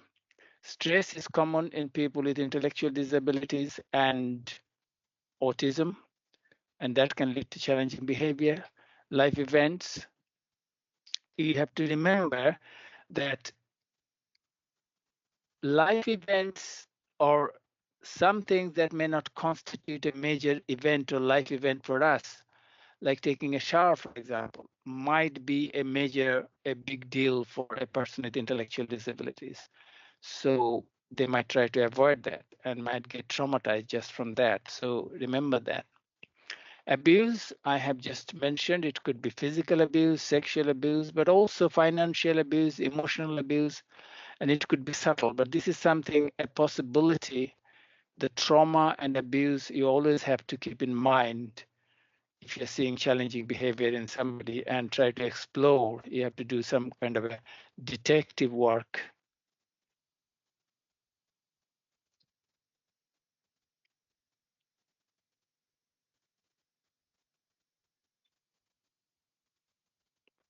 Poor coping skills, we talked about. Lack of support, we talked about. Stigma, poor self-esteem, relationship problem, isolation. You have to remember some autistic people may not want relationship, may not want to have friends. So you have to keep that in mind and respect that. Outside locus of control, you and I may have some control over our daily life, what you choose to do, what you choose to eat, but not all people with intellectual disabilities will have that control. Their control, the activities in their life might be outside their control. If they're in a group home, for example, if they're dependent on others for their personal care. So that can make them frustrated and can be manifested as a challenging behavior. Now, within this P, you have psychological and psychiatric factors. I move into psychiatric factors. Is challenging behavior a psychiatric disorder? And if so, what type? Oh, I don't think it is. You don't think it is? What else? What about others? What about others? I don't think it's a psychiatric disorder. Okay, 2 said no. Anyone else? It's not, but psychiatric disorder could lead to challenging behavior. Yeah, I think. okay, okay, okay. So answer is no, challenging behavior is not a psychiatric disorder, although many people, many staff, even some doctors think it is, but it is not a psychiatric disorder. But as you said, some psychiatric disorders can sometimes lead to challenging behavior. For example, schizophrenia, for example, depression, for example, bipolar disorder, mania. They can lead to dementia, can lead to challenging behavior. So that is important to keep in mind. Sometimes you can miss the psychiatric diagnosis and you can just think this is a challenging behavior. But if there is an underlying psychiatric disorder, that could be treated sometimes with some medication or by some other means, and challenging behavior will improve. But that said, not all psychiatric disorders will lead to challenging behavior, and not all challenging behavior is due to a psychiatric disorder, because as we are discussing now, there are so many different reasons for challenging behavior, but psychiatric disorder could be one of them. But we're talking about so many things: behavior, medical cause, psychological cause, social cause, environmental cause. So remember that not all challenging behaviors are due to a psychiatric disorder, but it could be. But as I said, sometimes it could be difficult to make a psychiatric diagnosis, and it can work both ways. You can make a wrong diagnosis. There may be a psychiatric illness that you miss, and you call it a challenging behavior. On the other hand, the challenging behavior could be misdiagnosed as a psychiatric illness when it is not a psychiatric illness. For example, in people with autism, they might speak to an imaginary person. A person with intellectual disabilities may go out in the back garden and speak to the trees. It doesn't mean they're hallucinating or they have a delusion. It's just a part of the autistic phenotype, the symptoms. So there could be misunderstanding both ways. You can miss challenging behavior, but then challenging behavior could be misinterpreted as a psychiatric disorder as well. So you have to keep both scenarios in mind. Can people with intellectual disabilities have psychiatric disorders like others?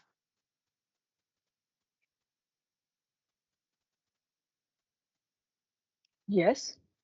Yes, okay. What are the different types of psychiatric disorders that you know of?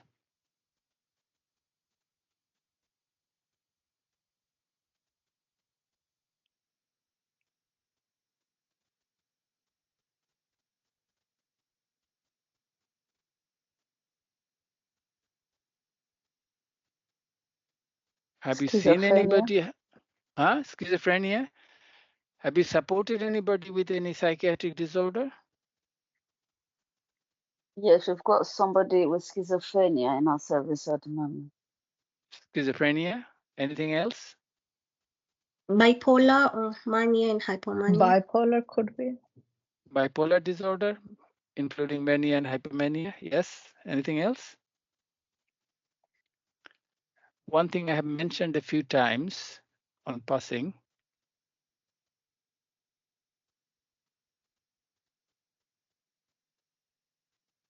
and could be common.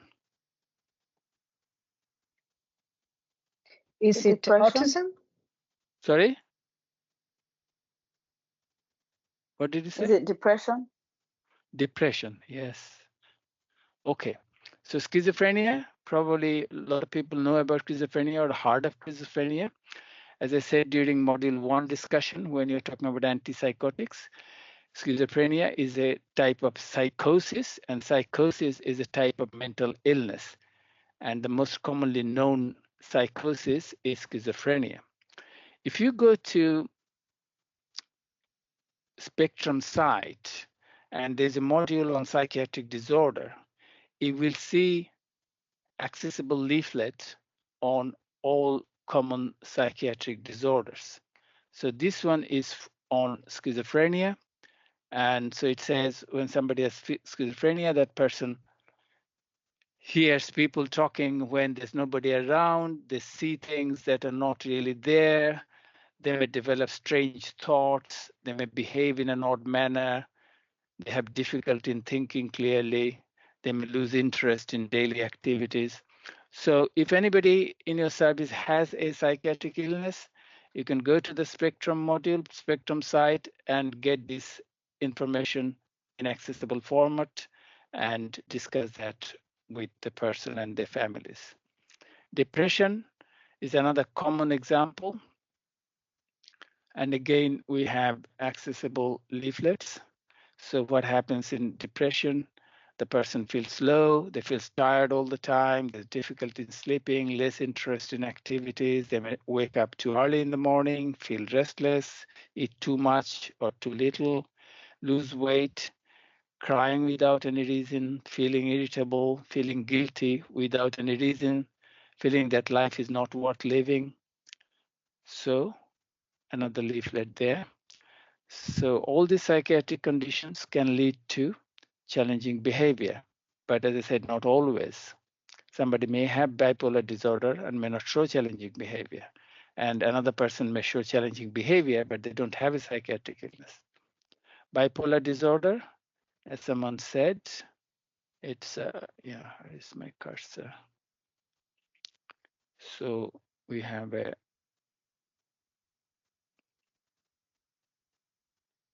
so what is bipolar affective disorder? It's a type of mental illness. A person suffering from this illness will have periods of mania and depression, mania or hypermania. What can happen? They can feel high in their mood without any reason, always feeling very happy, laughing all the time. So this is different from challenging behavior. You remember we discussed this. Sometimes staff get confused about the high mood and challenging behavior. And sometimes they think the medication like risperidone, when it's used for challenging behavior, it is used for mood control and it is a mood stabilizer. But we had discussed that mood stabilizer is a separate specific type of medication, and the medication used for challenging behavior, not necessarily mood stabilizers. So it's a high mood, hear people talking when nobody's around, seeing things that are not really there, developing false beliefs. They might think they're the king of England, yet their name is not Charles, or something like that. Having a lot of thoughts at the same time, talking too much or too fast, behaving in an odd manner, being irritable or over friendly, sleeping less than usual, feeling restless, increased interest in sex. So that's part of mania. Depression would be the other way around. And we have shown you the example of a leaflet. Anxiety disorder is common and there are different types: generalized anxiety disorder, obsessive compulsive disorder, phobia. People are phobic. Sometimes somebody may be phobic about water and they might avoid taking a shower or a bath. And that causes problem for you because you want them to take shower because part of their personal care, but they're phobic about water and they might become very frustrated and irritated and may show challenging behavior if you push them to take the shower. PTSD, you already talked about. That's one type of anxiety disorder. Dementia, has anybody cared for anybody with dementia?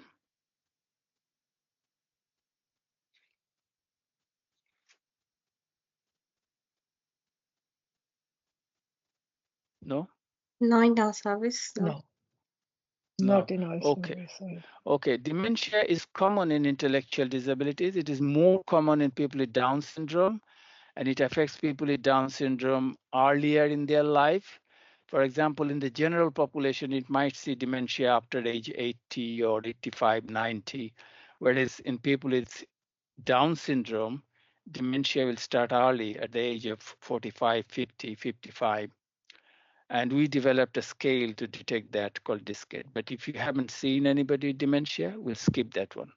But dementia is another type of psychiatric illness which can lead to challenging behavior. Now, we have talked about behavior itself. We have talked about medical factors affecting behavior. We have talked about psychological and psychiatric factors. Now we are moving to the person, the factors within the person, and understanding the person. So as I said, understanding the person behind the behavior, their likes and dislikes, strengths and weaknesses, hopes and desires are important, and that helps you to build the rapport. Now, I don't know whether you have seen a scale like this. This is called a rapport scale. And if you haven't seen or used anything like this, I would urge you to use it in your service. Just think of a person you support, and then you score using this scale. And it's divided into 1, 2, 3, 4, 5 sections. You start with the rapport. And if say it is very difficult to establish rapport with this person. So if it is difficult, then it scores 1. On the other hand, if you say I have an excellent rapport with the person, you score 5. Higher the score, better your rapport. Connection, it is difficult to connect with the person. You score 1. I can easily connect and communicate with the person. You score 5. Closeness, I do not feel close to this person. You score 1. But if you say I am really close to this person, you score 5. Interaction, most of my interactions with the person are awkward and unpleasant. You score 1. But if you say most of my interactions with this person are enjoyable, satisfying, and interesting, you score 5. Similarity, if you say I have nothing in common with this person, then you score 1. If you say I have a lot common in this person, you score 5. And then you have scores in between in a sliding scale. So higher the score, better is your rapport. And the idea is that if you use this, and for example, you score high for a particular resident, but then someone else scores low. So that means you get on well with this particular person, but the other person doesn't. Then you can discuss with the other person how best to increase your or the other person's rapport with this particular resident. And it could be the other way around with another resident where you don't get on well with them or don't have much rapport, but another staff might have. And then you can discuss with that staff how to improve your rapport with that person. Now, you may or may not have used one-page personal profile in your service. How many of you have used personal profile? One person. Anyone else?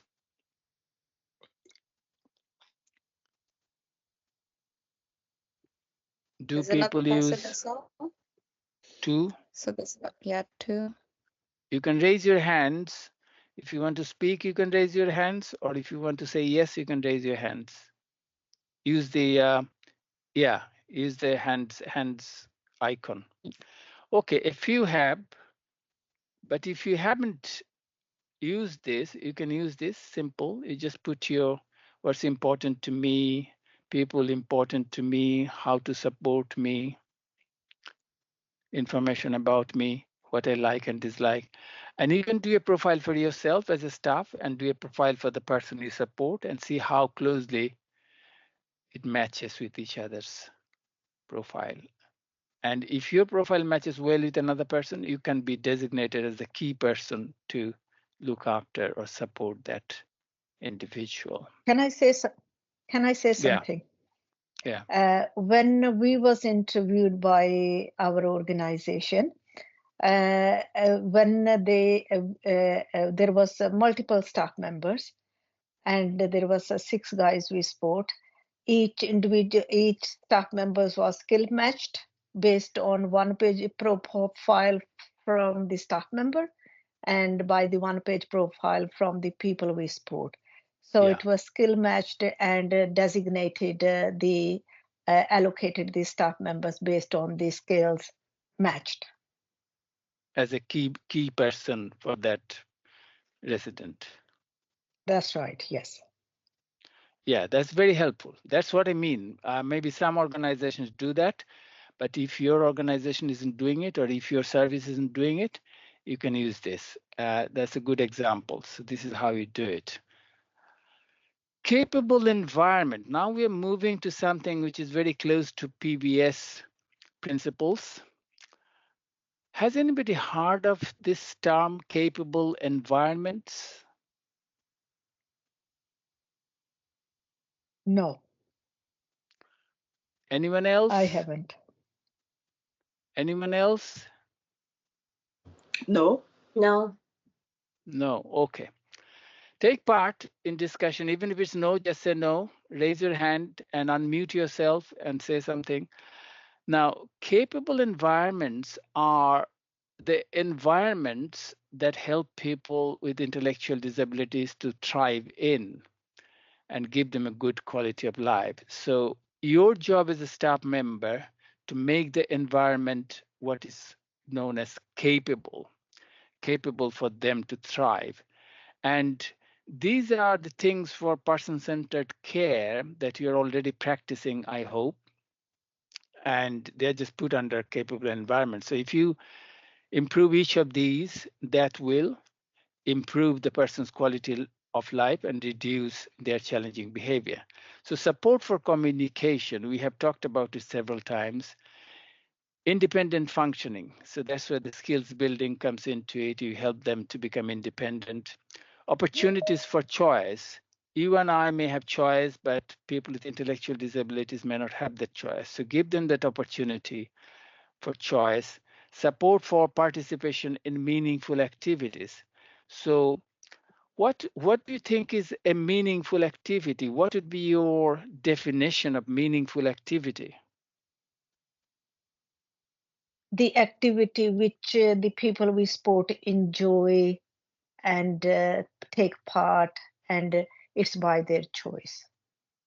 So meaningful to them and meaningful for them. So if they enjoy it, they like it, it is meaningful to them. If it is good for them, like you're teaching them how to cook, that's meaningful for them. So it could be both meaningful to them and meaningful for them.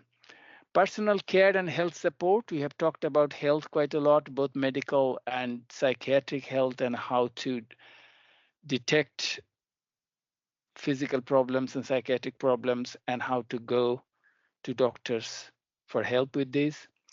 Acceptable physical environment. We have talked about that. Maybe the environment is too hot, is too crowded, too noisy.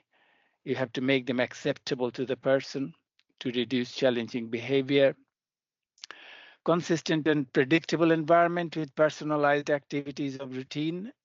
This is something we have touched on. You should all know about this, that even as a little change in the environment or their routine can upset them and can cause challenging behavior. So consistency is important. If there is going to be change, you prepare them well in advance, if necessary, using accessible information like picture boards, etc. Relationship is important with family, friends, and society. You help them to build up relationship with family, friends, and society. Help them to make friends. And circle of support, sometimes volunteers can help with the friendship building and etc.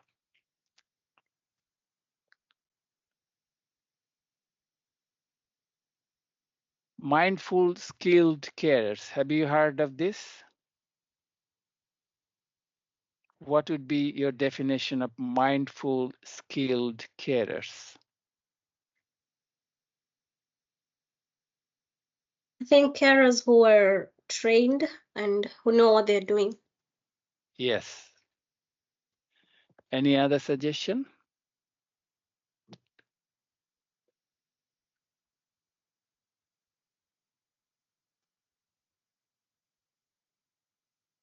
Okay.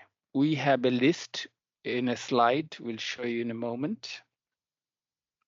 Support for the carers, very important, both family carers, but also people like you. And session 2 is about supporting you and recognizing your stress and supporting with your stress.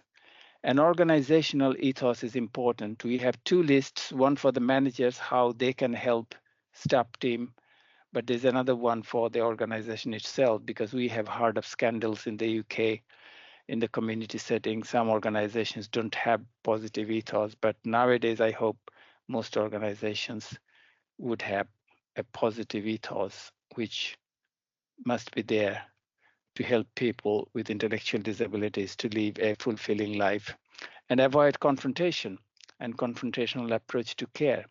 So we have a list for the organizations as well.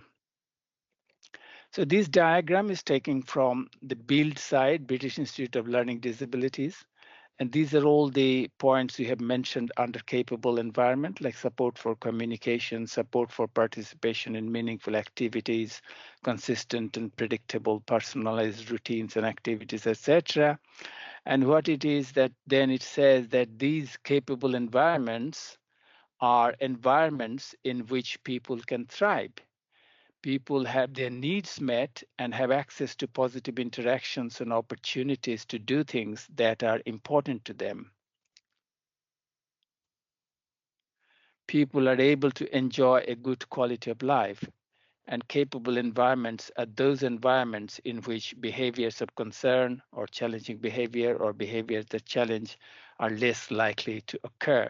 So the idea of going through each of these points, which we'll do now, is to really for you to remember this, practice this, as I'm saying that you're already doing it, to help reduce challenging behavior and improve the quality of life of the person you support. So support for communication, which is very important. How can you improve communication with people with intellectual disabilities, and how does improved communication help with challenging behavior?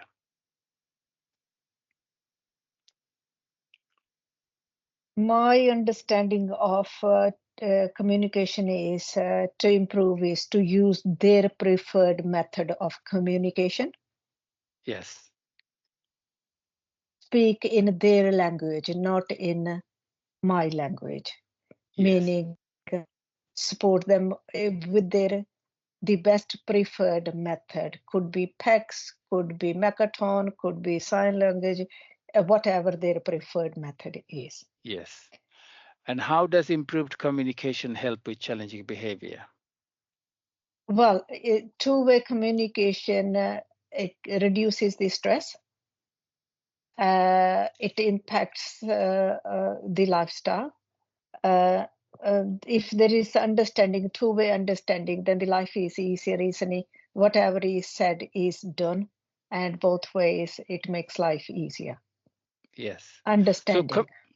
So communication is important to all of us. we would like to understand people around us and others around us to understand us. So this is more important to people with intellectual disabilities, as we kept saying, that it is often said that challenging behavior is a means of communication for many people with intellectual disabilities. So understanding their communication is important. So as you said, be aware of the different types of communication needs, including social communication of the person and their preferred method of communicating, and communicate using that preferred method. I said we will show you a video, 5 minutes video on social interaction and communication. And as I said before, when you think of communication, don't think only of verbal communication, but also think of social communication and difficulties in social communication, which many people, autistic people, face. So these are from autistic people describing their difficulty in communication and social communication.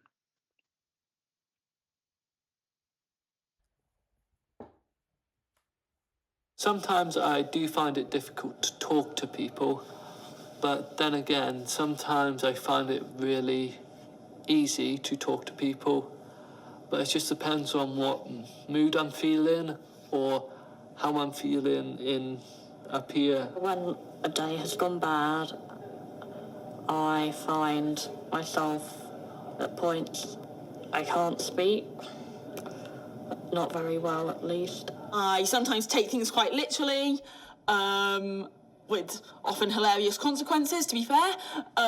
Things like sarcasm and metaphor. Like, I understand logically how they work, but might struggle to pick it up in the moment. I try to study people's behaviour and try to study people's thoughts and actions, and I just never know exactly what to do. And sometimes I find that I say something that will sound accidentally really blunt or insensitive, and I won't know until the person becomes very evidently cross with me. I've been using my hands for the past few minutes, so I like that because I don't know why, it's just something I do. Take your time and get to know them, ask maybe like one question at a time. I need quite a lot of processing time to be able to understand information that I've been told or information that I've been reading, so I don't get overwhelmed and overloaded and then don't remember anything. You should be aware of the different types of communication needs, as we said, and we have a module on communication needs where we discuss about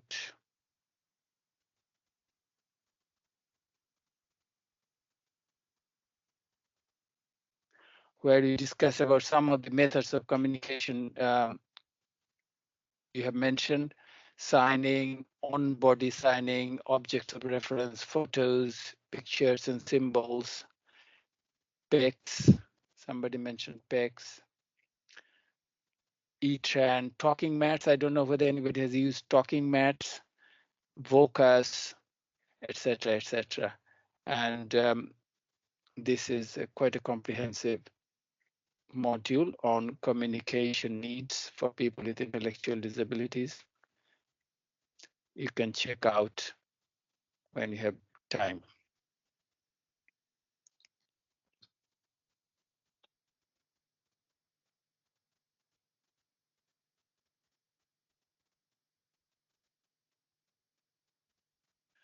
Prepare a communication passport. This is similar to the yellow passport that we have talked about in module 1. Some of it provides information on communication, like how I communicate my pain, emotion, my preferred method of communication, but my sensory information likes and but it will be much more elaborate on communication itself. Hold on, I've lost my screen has gone. Anyway, identify a communication partner if necessary.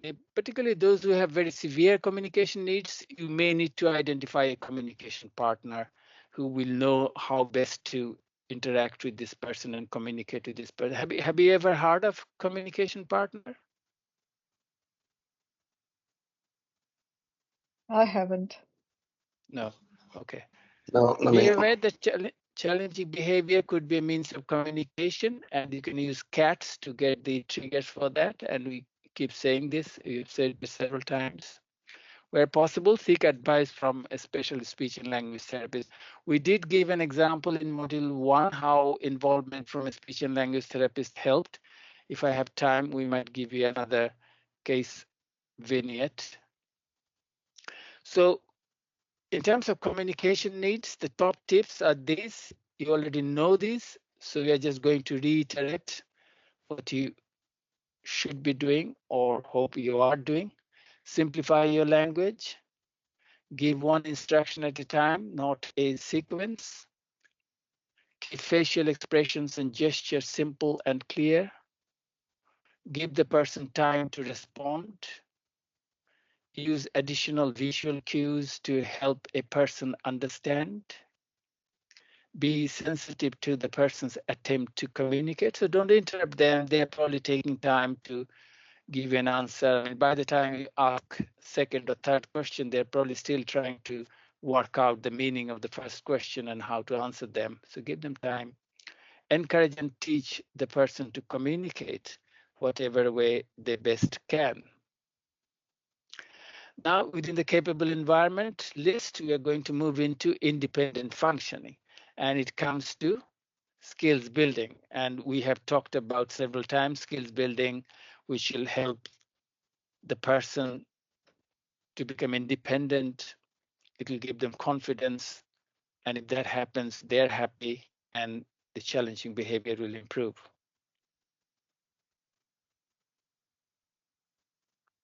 So when we're developing the Spectrum training, the training that we are delivering today, we had lots of focus groups involving support staff, their managers, and other professionals.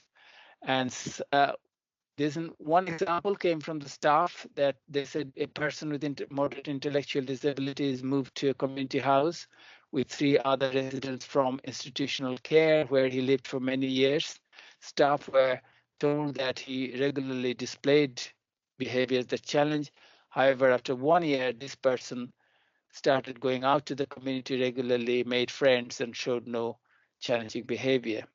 So the staff team said they focused on the person and not his challenging behavior. They developed a rapport with him and concentrated on gradually helping him develop his skills in small steps. So this is something we talked several times. If you concentrate on skills building, that will diminish challenging behavior. And of course, we said before, it is essential to balance the need to support the person's independence to foster a better quality of life and the risks involved in a task by providing timely and appropriate support. And I gave an example of if you're teaching somebody to go around the corner and get a pint of milk from the corner shop. Initially, maybe you accompany them for a couple of days, then you follow them from behind and so on. So you balance the risk with the independence. Opportunities for choice may not be so easy for you to provide, particularly when there are other residents around. Somebody wants to watch a particular television program or wants to go out to a restaurant, but others don't. How do we handle that? Any idea how could you facilitate the opportunities for choice? Can you give an example?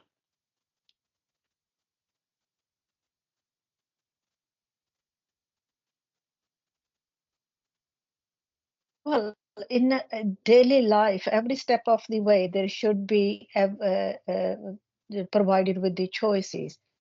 When we go shopping, preparing the meals, what we do is based on a person's ability, capability. Does this person when it comes to the food, we go shopping with the PEC system, with their preferred method system, or the visual schedule, then they do the shopping with that assistance and picks up the choices of food of their choices. When it comes How to do you cooking, handle they if there come is and how do you handle if say for example there's lack of support, maybe you don't have enough staff on that day? How do you handle some of the practical problems in giving them choice? okay, it's very rare it comes to that, but in that case, then we prioritize. First of all, if there is medical appointments, then that's priority. Then if one person is more anxious to go out one day, that person will go, then the other person will go the next day.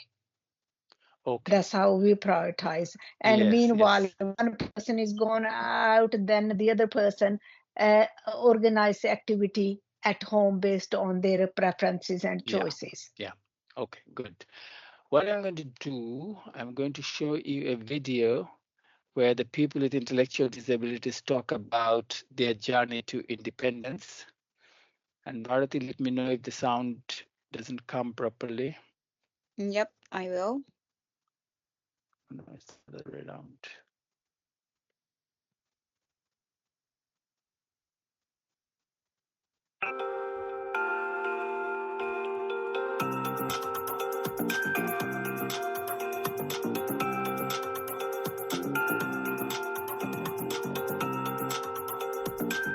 When I was a child, I used to live with my mum. I moved into my group home a year ago. I was nervous at first. It was difficult moving home. But the staff have helped me to settle in. They helped me learn how to cook and help me plan my meals. I like to cook Indian food.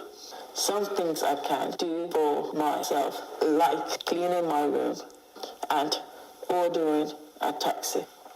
The staff support me to go out. They support me to go to the temple. Now I am learning how to go to town on my own. I'm learning to be more independent. I really like living here. I like living with other people. I would not want to live on my own. This is my home. I also live in a group home. I have lived here for 7 years. The home manager thinks I am ready to move into my own home. I feel a bit nervous about this. I am worried I am not ready. I am worried I won't have enough support. I am worried I might be lonely. I know living on your own isn't for everyone, but I do want to have my own home. I want my independence. I am now looking for places to live. People are helping me plan my move. When I first move, I will have a support worker who comes to see me a few times a week. They will help me with budgeting, sorting out my bills and helping me to read letters. They will check I am getting on okay. I think this is important. Once I am settled, I might see my support worker less often, but I can ask to see them more often if I need to. One day I might decide I don't want to see a support worker anymore, but it will be my choice. Okay, so in the capable environment, the next item is support for participation in meaningful activities. And we have talked about this, and we talked about activities being meaningful to them, but also activities being meaningful for them. Acceptable physical environment, we talked about environment being restrictive. And if that is the case, that will facilitate or precipitate challenging behavior. And we talked about too noisy, too crowded environment, no space, hot or cold. These are common problems with the environment, and as much as possible for you to support them. In terms of environment, if you think of the sensory problems with people with intellectual disabilities or autism, somebody may not like the patterns in the wallpaper, and that might make them angry and cause challenging behavior. So all you need to do is to really find that out. It's not always easy to find that out, but if you find out that is the cause, I mean, this is where the cats comes handy. All you need to do is to remove the wallpaper and make it simple without any clutter, without any pattern. So when it comes to environment, there are other subtle issues in the environment that you can think of, or you have to do a detective job to find out what to change. Acceptable physical environment, consistency in approach, predictable environment. We talked about that. You can use picture boards and show the daily, weekly routines using the picture board and prepare for changes well in advance, as you said. Relationships with family, friends, society. We talked about that. They should be really meaningful to them, something they like. If they like to develop friendship, fine. Can you give an example where you have helped somebody to develop friendship or develop relationship?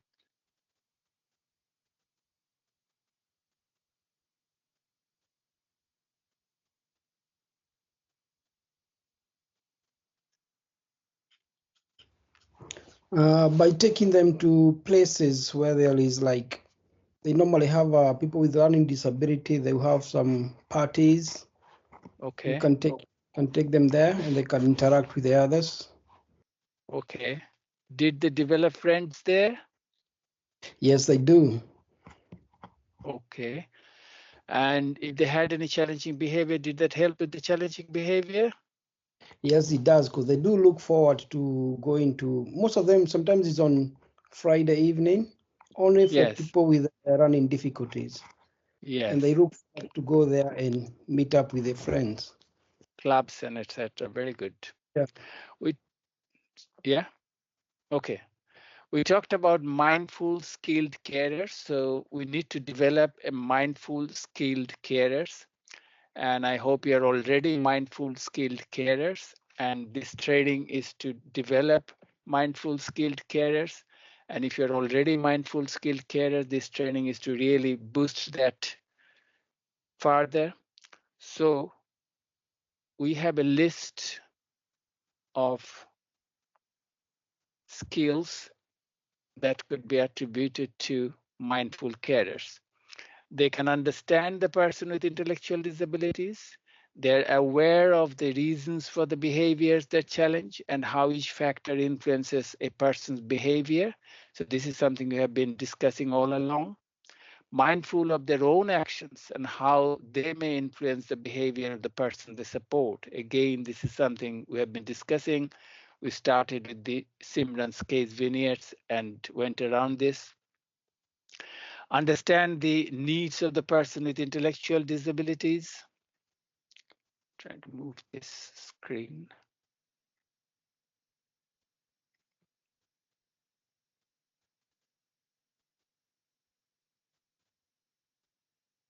Understand the behaviors are not personally directed at them and are aware of their own stress and how it can impact the support they provide to people with intellectual disabilities. I'm going to show another video like the one I've just shown you. Last time it was on independent living or moving journey to independence. And this time it is about what makes a good support worker. And again, this is from people with intellectual disabilities themselves.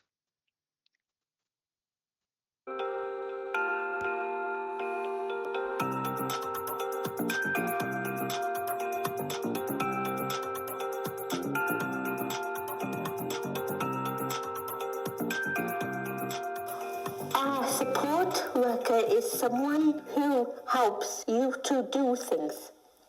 She might help you to learn something like cooking for yourself. He might help you to plan something like what bus or train to catch. She might help you to solve a problem, like how to put the numbers in your new phone. I think that the most important thing about my support worker is that he is good at his job. He knows my support plan and he knows what I can do on my own and what I need help with. She encourages me. He is also like a friend. He understands me and he understands my moods and feelings. He is a good listener. And she talks to me too. I know her and she knows me. I like that my support worker understands me and my family. I know I can rely on my support worker to fit in with us and respect our choices. I like it when we share a job, when she makes me smile and laugh. It's good to have someone to talk to. Sometimes my support worker does things that I know he does not have to do, like turning up on a weekend or staying late to help me out. I really appreciate that. I think a good support worker is someone that you can rely on. But I also think that it's someone who can be kind and funny. What do you think? To summarize, understanding the person top tips. I mean, you already know all this, just I'm reiterating to hammer the message home. Results and progress can be slow. Do not give up. It often takes a long time to form a relationship. Every person is different. What works for one may not work for another. Every person is variable. If they have a bad day, don't feel it's your fault. If all else fails, leave the person alone. Tomorrow is another day and a new start. Okay, so far within this BMPPS schema for assessing behavior, we have talked about the details of behavior, medical factors affecting behavior, psychological and psychiatric factors affecting the behavior, personal issues under capable environment that are affecting the behavior. Now we are going into social and environmental factors. And some of these we have already discussed, but we'll reiterate them again. So you have mentioned some social factors, so we'll probably move on. Crowded, noisy, uncomfortable environment. Sensory overload, we have stressed several times, so try to reduce the sensory overload in the environment. This is the main aim to make the behavior less restrictive and difficult for people to live in. Demanding activities and lack of interesting activities. It could work out both ways. Sometimes there is a bit of a conflict where staff want them to do certain things because they think it's for them, it's good for them, but they don't want to do it. It is a difficult one. I mean, I had a person who was brought to my clinic who is in his 60s, over 60s, and he didn't want to go to day center, and he became very frustrated and started showing challenging behavior. Staff came and asking for some psychiatric medication.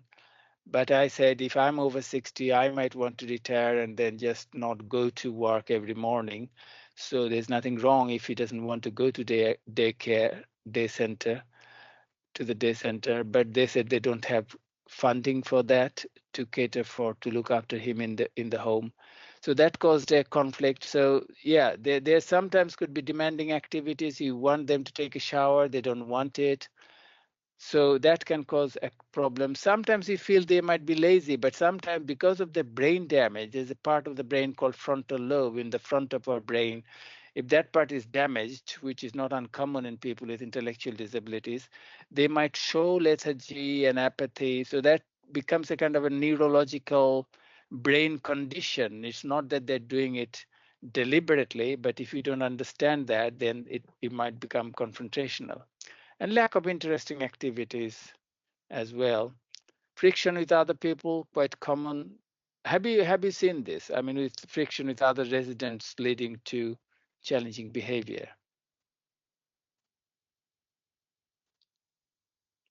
Yes. Yeah, it might be sometimes difficult to handle. You have to be careful, handle it very sensitively. Both under and overstimulation in the environment and change in the environment routine we have talked about several times, and stress and lack of support for carers themselves. Again, we keep stressing that. So in summary, before we go there, how would you address the environmental and social factors to improve challenging behavior?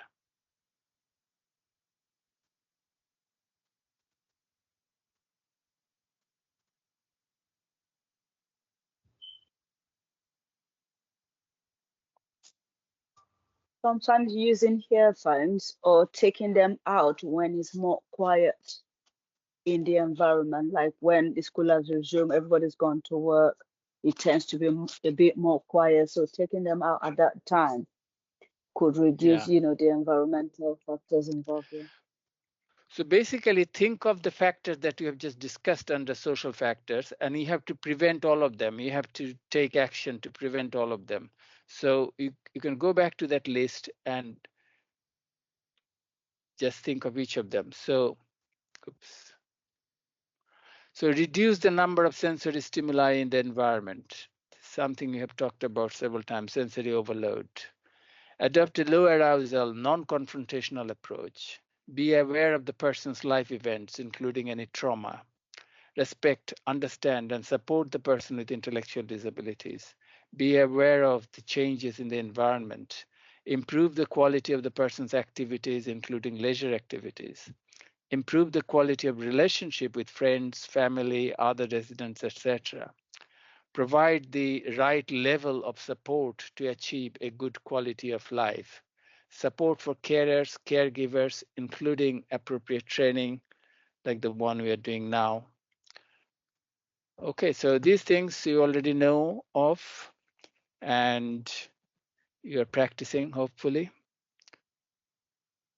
So in summary, concentrate on the person, not their challenging behavior.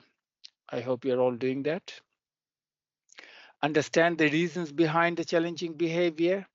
So you can use CATS to try to understand that. You can use the BMPPS schema that we have discussed.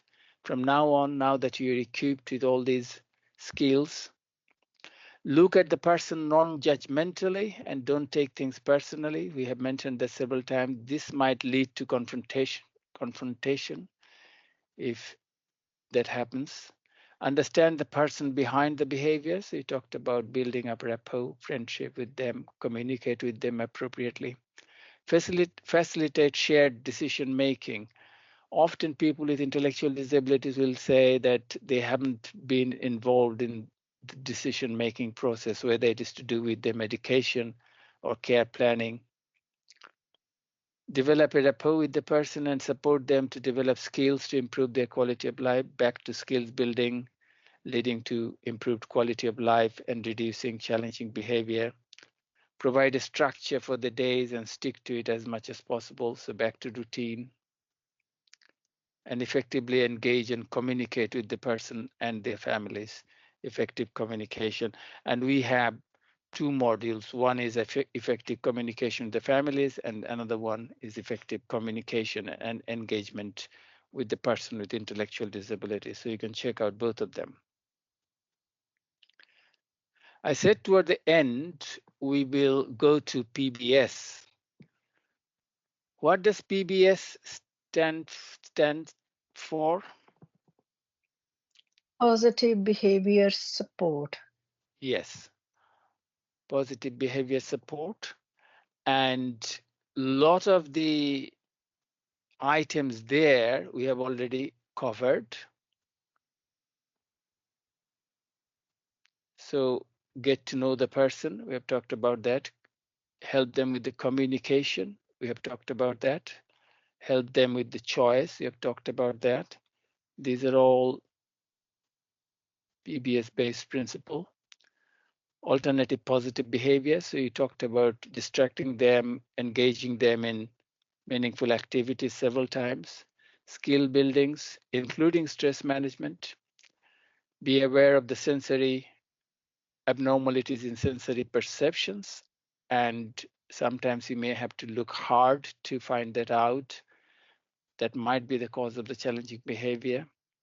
Physical and mental health, we have talked about. Environmental adjustments, we have talked about, and the consistency in the environment and the routine.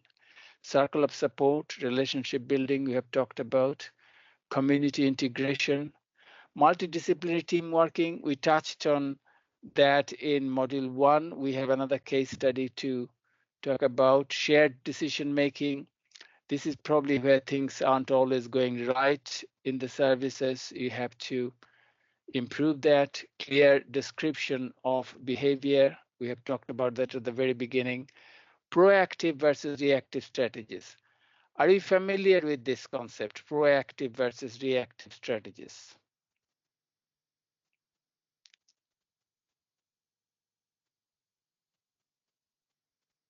So Yes. those who have done a PBS course, what is the difference between proactive and reactive strategies in a PBS plan? Well, proactive is that something we pre-plan before the action happens. Reactive is if you are in a situation, how to deal with this situation or after the situation, I think. Yes. Triggers and the outcome of behavior, we have talked about that. Triggers, we keep saying use cats. Maintaining factors, we have talked about, that is the perpetuating factors. Respect and dignity for the person. Support caregivers, we have mentioned many times. And quality of life of the person and the caregivers. Okay. At the heart of PBS or PBS training, you'll hear about this ABA, Applied Behavior Analysis or Functional Analysis of Behavior. Have you heard of this?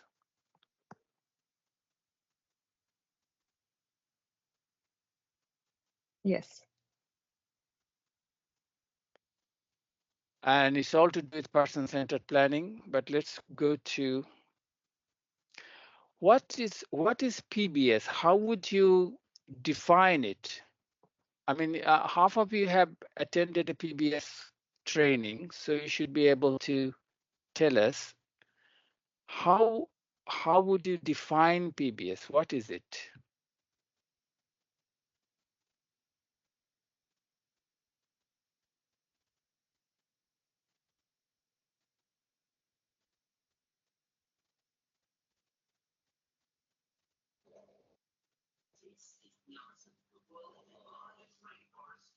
I think it's about managing challenging behavior in a positive way.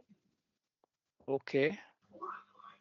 Any other suggestion about the definition of PBS? Things we do to keep the people we support in a baseline so the challenging behavior does not occur. Okay. Any other comment?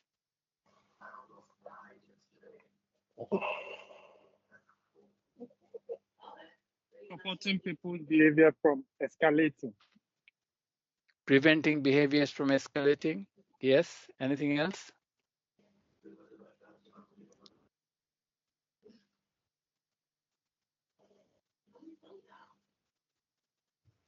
Positive behavior support. Yeah, but how would you define it?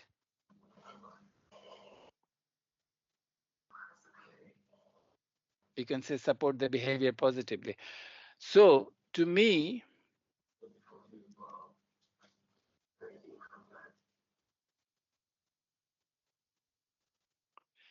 It is a framework for developing a person-centered care plan. So it is not just one intervention, but it is a combination of different assessments and then interventions based on the assessment. And it helps to understand the person and the function of the behavior. It improves the person's quality of life. It supports social and community integration of the person, and it promotes a valued social role for them, and it rejects aversive and restrictive practices. So there's a double negative there. It is negative against negative practice, and these are all positive things. So what would be the example of restrictive practices?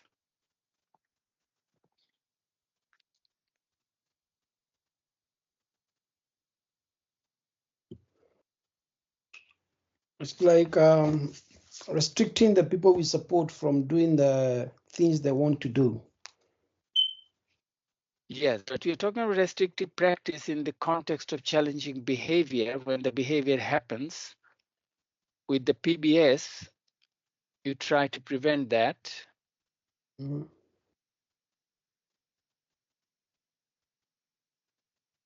What sort of restrictive practices you use sometimes for challenging behavior, which shouldn't be used really, if possible? We've got an answer in the chat, over medication. So medication can also be seen as Medication is one of them. Giving medication could be a restrictive practice. Another common one is physical restraint. Restrain, yeah, physical restraint. Physical Yeah, I would restraint say. and seclusion maybe. Okay. Blackmail. I'm sorry? Blackmail. Blackmail, did you say? Yeah, blackmailing them. Blackmailing them to do things. Okay. Okay. Now, as I said, at the heart of it is applied behavior analysis. The PBS trainers or PBS practitioners or psychologists are very hot on this applied behavior analysis.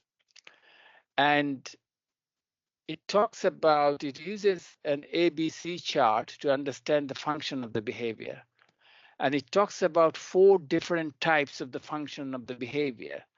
And they think that you can categorize all challenging behavior under these 4 headings. The functions of the challenging behavior could be explained by one of these 4 headings. Now, those who have done the PBS training, can you tell me what are these 4 headings?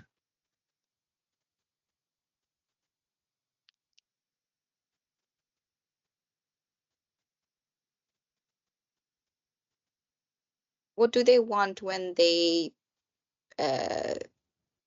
display challenging behavior? Can you think of any reasons why they may display challenging behavior?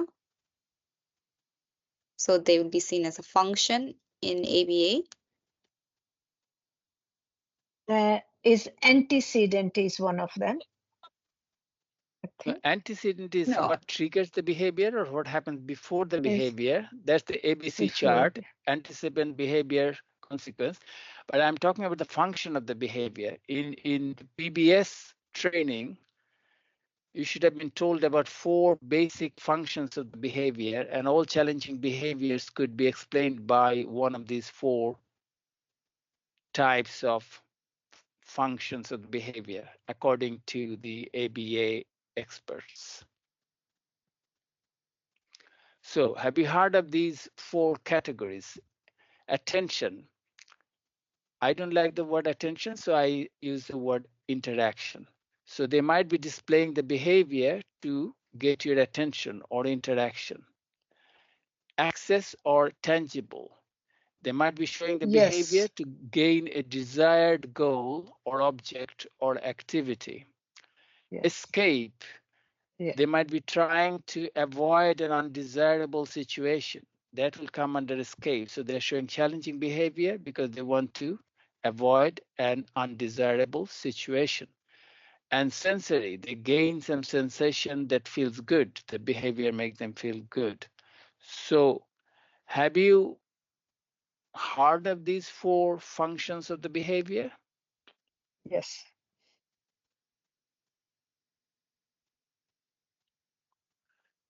Okay, we talked about in the PBS proactive and reactive strategies in the PBS plan. Proactive, when you prevent challenging behavior with the skills building, stress management, better communication skills, etc. And then reactive, when prevent escalation when challenging behavior is imminent, is going to happen. What do you have to do then? Can you give examples of signs, early signs of build-up to challenging behavior that you have seen in your people? Irritability,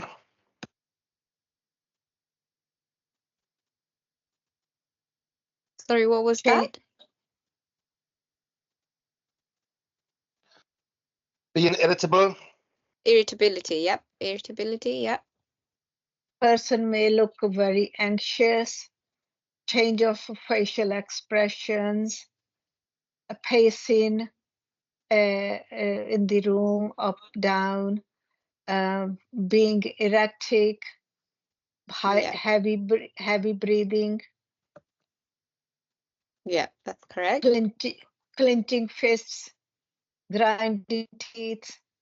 It's all Okay. under facial expressions. Okay. Mm. Okay. Okay. So first thing you do in a reactive strategy, when you see the challenging behavior is imminent, is going to happen soon, you de-escalate, be non-confrontational, and then recognize signs of agitation and build up to challenging behavior. And this may vary from person to person, but you have to know the build-up for the particular person that you support. And as I said, it may vary from person to person. Some of the examples, as you said, pacing up and down, sweating, trembling, facial muscle twitching, fast breathing, shouting, etc. Somebody said being irritable, agitated. And as I said, this will vary from person to person and need to know each person's pattern. There is a scale called DISDAT that you can use.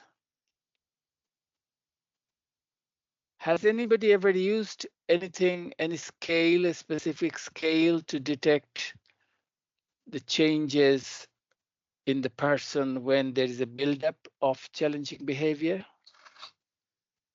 No. No. So you can use this scale.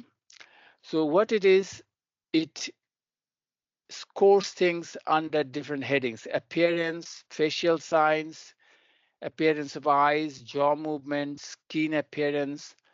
For example, here we have examples like passive, laugh, smile, but then you have startled, frightened. So this comes under facial appearance, facial signs, but you just circle the ones when they're happy, they're content, there's no challenging behavior, and you circle the signs that appear when they're distressed and they're going to show challenging behavior. And you do the same for all of these. So jaw movement relaxed, but it could be rigid, biting, good eye contact, but it could be dilated pupil, tears, skin appearance, normal, pale, clammy, vocal sound, high, medium, low pitch,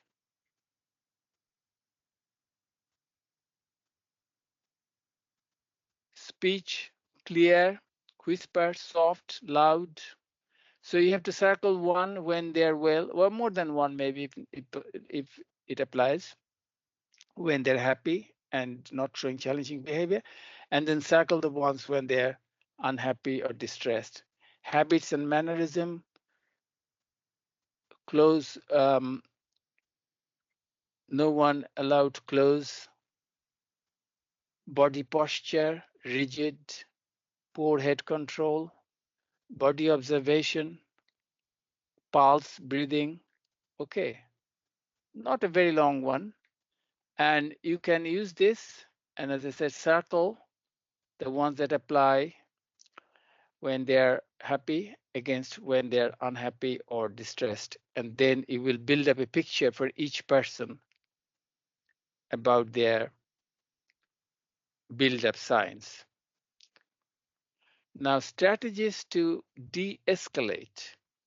What do you have to do to de-escalate the situation? And it can apply even on the street. If you face an aggressive person in the street, it might take the similar sort of action or use the same strategy.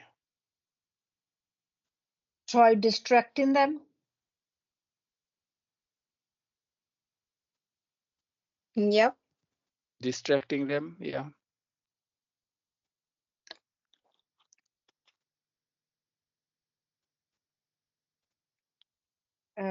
Possibly change the activity, communicate with them. Yeah, but if they're very, very heightened, it might be difficult to do that. Yeah, but you can do that. Yeah. Bring the activity to an end. Yes. If you know the trigger, you can remove the trigger. Move. Can move the trigger, yes. But physically, what do you have to do yourself? Stay Remove calm. yourself. Hmm? Remove yourself from the situation. Remove yourself from the situation. Yes. It depends on where you are. At home, you can. If you're out in the community, that's not possible to do. Yes. Stay calm and don't be confrontational. Yes. Remain calm. Although Yes. it's sometimes easier said than done, but yes, that is very important.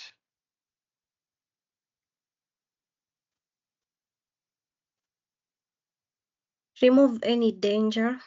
Yes. Yeah. Anything that could be dangerous to them. Okay.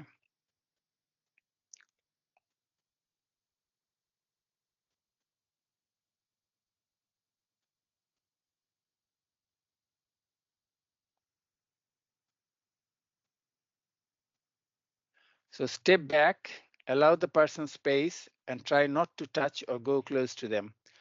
This can apply to people with intellectual disability as well as autism, that if you go close to them, that might exaggerate things. If you try to give them a hug and console them, that might backfire. So you got to be careful. Keep your calm. As I said, it's probably easier said than done under such circumstance, but you have to try to do that and practice that maybe.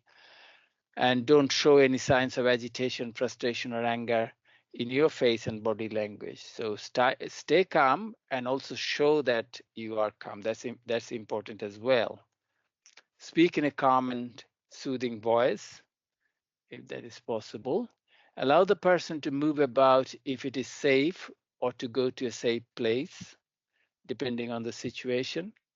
Ask them to practice relaxation techniques such as deep breathing or meditation. But these techniques must be taught to the person when they're calm and not agitated. So you teach them when they're calm, but then they can practice it when they're agitated and feeling distressed. And always deal with the person with respect and dignity, of course.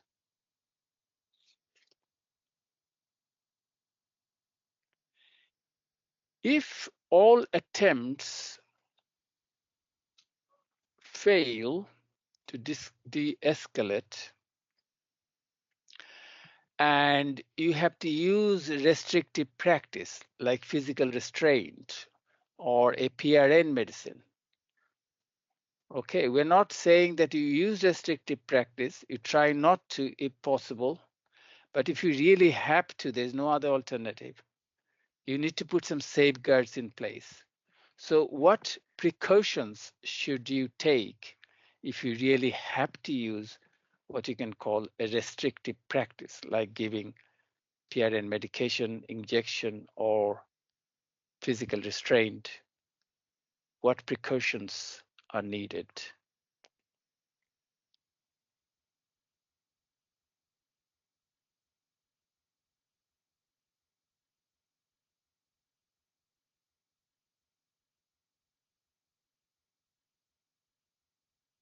So we're talking about, say, using PRN medication, or we're talking about, say, physical restraint. How many of you have to use physical restraint? Do you have to use, can you raise your hands? Did you have to use physical restraint, maybe say in the last 1 year at all? We never used it, but there are very they are documented in individuals' sport plan. What are the maneuvers? They are very rare physical. There isn't any physical okay, physical restraint. interventions. But what about PRN medication? PRN, yes, you had to but use. it has to be as a very last resort. Okay, so these are simple, common sense, good practice, what I'm looking for. There's nothing magic about this. So all stakeholders must agree upon any restrictive practice. So don't take it lightly. You have to agree on the plan from the very beginning, but involve everybody, including the person with intellectual disabilities, if it is appropriate, if they have the capacity, if not, their family members, and possibly an independent advocate. And use the least restrictive option for the shortest period of time, including PRN medication, including any medication, psychiatric medication, as we said in module 1, the list or the dose should be the minimum effective dose for a shortest period of time. Any restrictive intervention must be in the person's best interest. So don't take it lightly. Provide clear instructions and training on when and how to use restrictive practices to all who will intervene. So have you all had training in, say, physical restraint, like Studio 2 or whatever? Yes. Yeah. Studio So you 3. have to have the training, and it will have to be written in detail when to use it and how to use it and how to check the outcome. So there has to be detailed instruction, including PRN medication use. Otherwise, there is a chance of these being abused. So you regularly monitor the outcomes of the intervention, whether it's physical restraint, whether it's PRN medication. So if you're having to use too many PRN medication, then you have to have another stakeholder meeting, multidisciplinary team meeting, involving the family and, where appropriate, and independent advocate to see why you're having to use PRN medication so regularly, or physical restraint. Hopefully, most services are not using physical restraint nowadays. I mean, some companies will say you're not allowed to use physical restraint. If you say you're not allowed, then you'll have to find a way of coping with it. So it's one of those things. If the option isn't there, then you have to find a way. But if the option is there, even if it's as a last resort, there might be a human instinct to fall on that in extreme cases. Attempts to discontinue this practice at the earliest opportunity. So you regularly monitor its outcome, whether it's working or not, whether you're using it too often, and whether it's good for the person, and try to discontinue this as early as possible, even the PRN medication. I think these are reviewed by the psychiatric doctors and the behavior sport consultants and the other professional bodies. Yeah, professional bodies, but I think what I emphasize is that where possible, involve the person with intellectual disabilities and their families if appropriate. Yes, And definitely. and if the family isn't around, if the person doesn't have a capacity, an independent advocate, a legal independent advocate. So you are then these are the safeguards. You have put the safeguards in place. So you have shown that you have taken all the measures necessary to write up instruction about physical restraint or PRN. So you show that it's not done lightly. So CQC can see that. Multidisciplinary. Individuals, sorry, can I say everything is documented in individuals' behavior support plan? Yeah, yeah. So in the behavior support plan, you should have proactive measures as well as reactive measures. And in the reactive Right, measures, yeah, reactive strategy, you should yeah, have very detailed description of what to do, when to do, how to do, and how to monitor. So that's what I'm that's saying. right. Yes. Yes, yes, it's all And documented. it has to be agreed by everybody and signed by everybody. Mm-hmm. Multidisciplinary team, we have talked about it. We gave one example during module 1. There's another example. There's a lady who was brought to my clinic, and the staff wanted me to prescribe a psychiatric medication because the lady becomes very agitated and sometimes show challenging behavior. So I've asked the speech and language therapist to get involved, and she explored the situation and found out that this person, who is a 36-year-old lady with moderate intellectual disabilities, when it comes to dinner time, she is usually verbally given 3 or 4 options. And she, by default, goes for the last option. Although she doesn't always mean that she wants the last option, but she goes for that option. And what happens when she gets something that she doesn't want, she throws a tantrum. So the speech and language therapist used a picture board and put the pictures of different meals that the staff then will show to this person, and then they will choose instead of saying this verbally. And also then they involve them in the making preparation of the meals. And both these strategies helped, and her behavior improved, and she didn't need any psychiatric medication. So that's another example of how speech and language therapists can help in preventing challenging behavior and also preventing prescription of unnecessary psychiatric medication. Apart from PBS, what other non-medicinal approach can you use to help people with challenging behavior?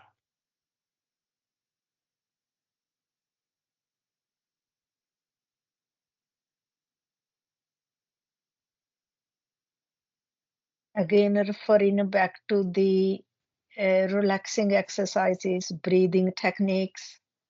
Relaxation exercise. Can you think of specific psychological therapies?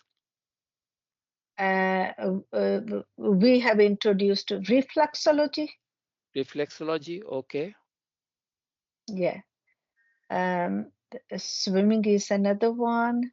Meaningful activities, breathing techniques, meditation.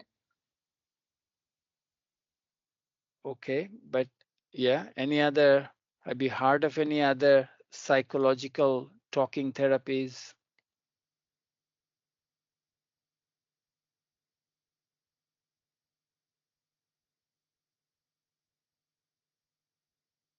No. If you go to the module we have on alternative to medication introduction module, let me see if I can bring it up on the screen. Yeah, this will tell you about different types of psychological therapies available. Active support, positive behavior support we have talked about, but also cognitive behavior therapy. Have you heard of cognitive behavior therapy?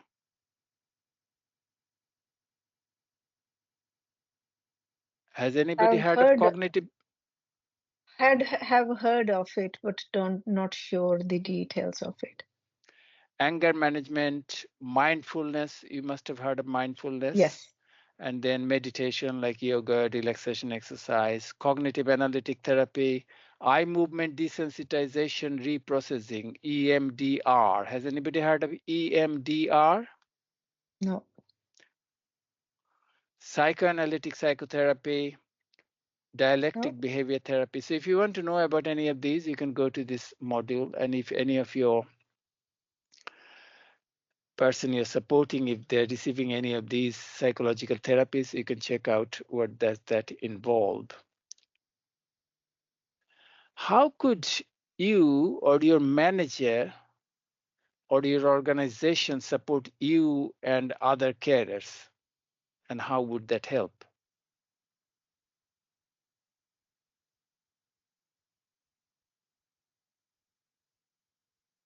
One is through trainings like this one, so that carers and support workers are aware of what to do. For example, when people we support are agitated, how to support them, the different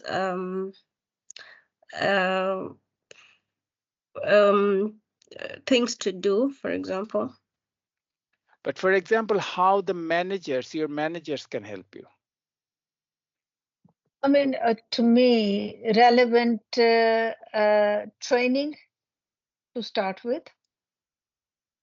Yes. Meetings, team meetings, staff meetings, meetings with the behavior support consultant, meeting with the professional bodies. Yes. How could the organization support you? That's right, yes. And team building meetings. Yes. So we have produced two lists, one for the managers to consider as to how to support their staff team, and another one is for the organizations to consider as to how to support staff in their organization.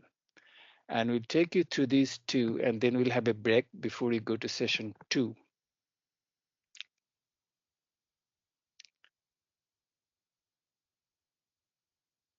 So the managers, these are all common sense approach, nothing hi-fi about these things. So recognition, acknowledge care staff's expertise, recognize care staff as care professionals, appreciate the knowledge they have of the people they care for, acknowledge the input they are able to provide in care planning and behavior management options, value and consider any recommendations made by care staff, recognize, appreciate, and reward good, which will give care staff a sense of responsibility and ownership of the work, provide positive feedback, and acknowledge care staff skills during supervision or team meeting. So recognition, giving them respect and make them feel valued. So managers could do that. Autonomy, give them some autonomy, encourage care staff to take ownership of their work, delegate key responsibilities, allow care staff to participate in decision making, grant more autonomy in care planning, but with appropriate support and supervision. Increase in skill. That does happen at our service, I must say. It's just I was lost for words. What? Grant more autonomy?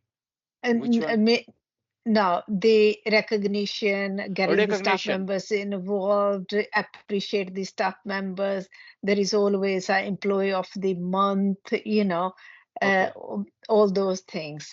Okay. And yeah. That's good. Increase in skills is training like this. Provide support and encourage skill development within their role. Encourage and support care staff to develop expertise in specific areas. So for example, one of you in the staff team can become an expert in epilepsy. You do some background reading, you check our module on epilepsy or autism or ADHD or psychiatric medication, whatever, genetic disorder. So then you become the expert. You are a staff, then you become an expert staff expert, like a consultant psychiatrist, like you become a consultant staff. So other staff will go to you for information and help on that particular subject. If somebody you're caring for has epilepsy, You are the expert on epilepsy. So encourage that skills building within the staff team, individual staff concentrating on developing skills. Maybe you learn about CBT, cognitive behavior therapy, and one of you become the expert on that, and then you apply that, anger management.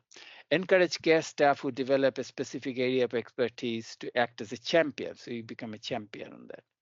And the manager's own trades provide support and encourage skill development within their role, employ practice leadership. Every staff should be treated equally, and their knowledge and experience should be shared within the team. Creating realistic deadlines. I mean, deadlines is important. Clarifying care staff's roles and responsibilities, communicating clear objectives, encouraging teamwork and support. Regularly ask care staff about how they're feeling. What happens in your service? Do you have regular meetings with your managers, maybe once a month? And does he or she ask you about how things are going, how you're feeling? Yes. And as a manager, as an organization, is there anything they can do to support us? Okay. What about others in the others attending the training today? What happens in your organization? Yeah, we usually have Yeah, meetings. same. We always have. Sorry. You have We also regular have meetings with the managers? regular monthly meetings. Yeah, every month. Yeah, we have. Every month? Okay, good. Yeah. And then we have a checklist for the organizations, similar, really recognizing your skills and valuing you, etc., creating a positive ethos.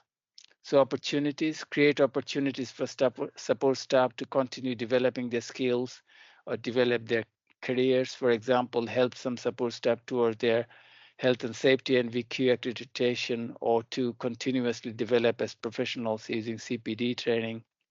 Offer job security and provide permanent contracts, provide opportunities for part-time work and job sharing, so you can have the right balance between the family life and the work life.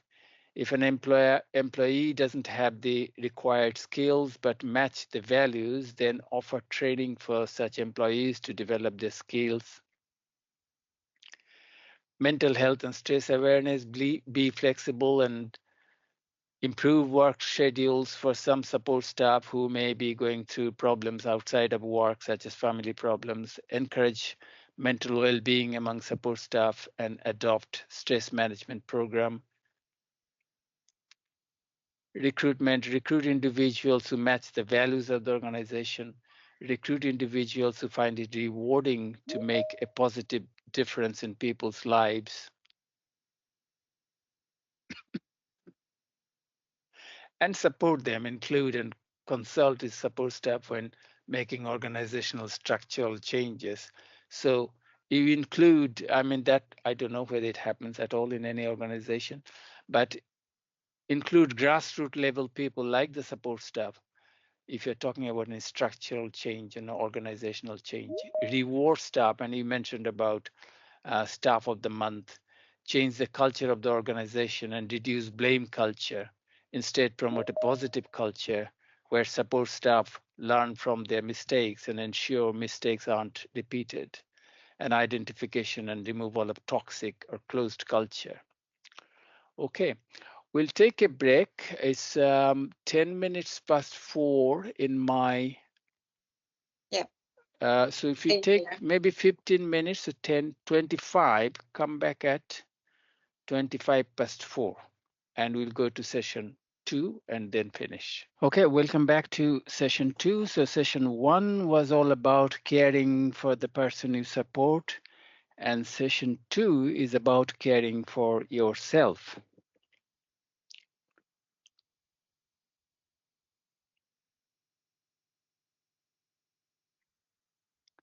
So caring for someone with complex needs can be stressful, and most of you are probably doing it. There could be problems in your personal life over and above that, so relationship problem, financial worries, caring responsibilities, etc. And as the stress level rises, the tolerance level goes down. Recognizing and managing own stress is essential to being an effective supporter. So the first thing is recognizing your stress. So that's the first step in managing your stress, is recognizing your stress and what causes the stress. And you need to know how much stress you can handle each day and step back when you have reached that limit. Again, perhaps easier said than done.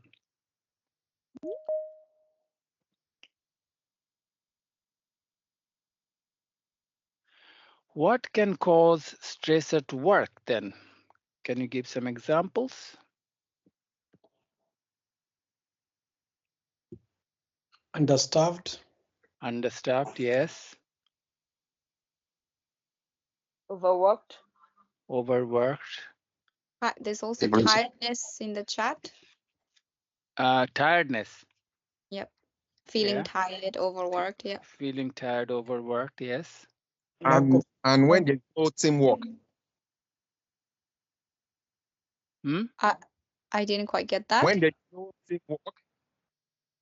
Your sound is cutting off. You're getting cut off. Lack of teamwork. Oh, lack of teamwork. Okay. When your opinion is not being heard. Yes.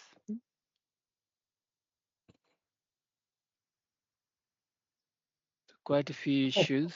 Communication. Lack of communication, yes. Yeah, within the team and with the managers maybe, yeah. How would you like to elaborate on that, lack of communication?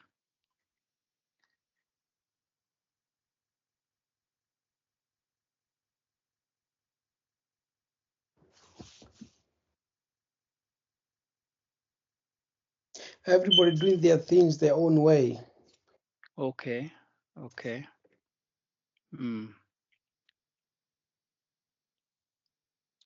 So these are common things. You already know these. The frequency, intensity, and duration of challenging situations. And we're not talking about just challenging behavior, you facing challenging behavior in somebody that you support, but the situation being challenging.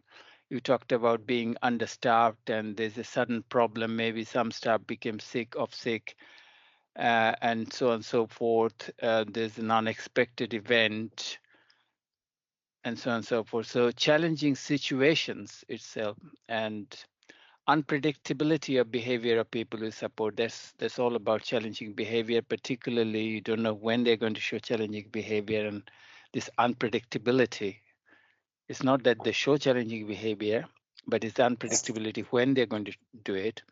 And feeling unsupported, as some mentioned, undervalued and unappreciated at work.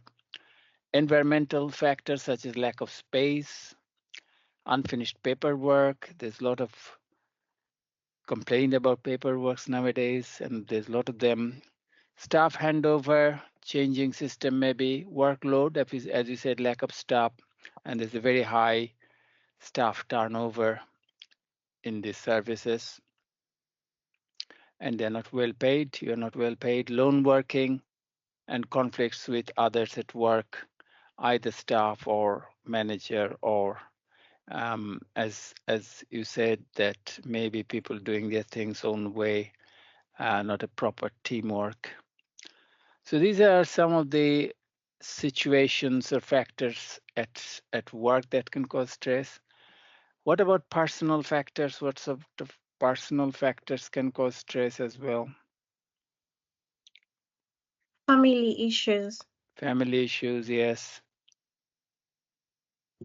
Money issues. Money issues, financial issues. Because these are not well-paid jobs, yeah. And the contracts, I don't know. I mean, it varies maybe from place to place.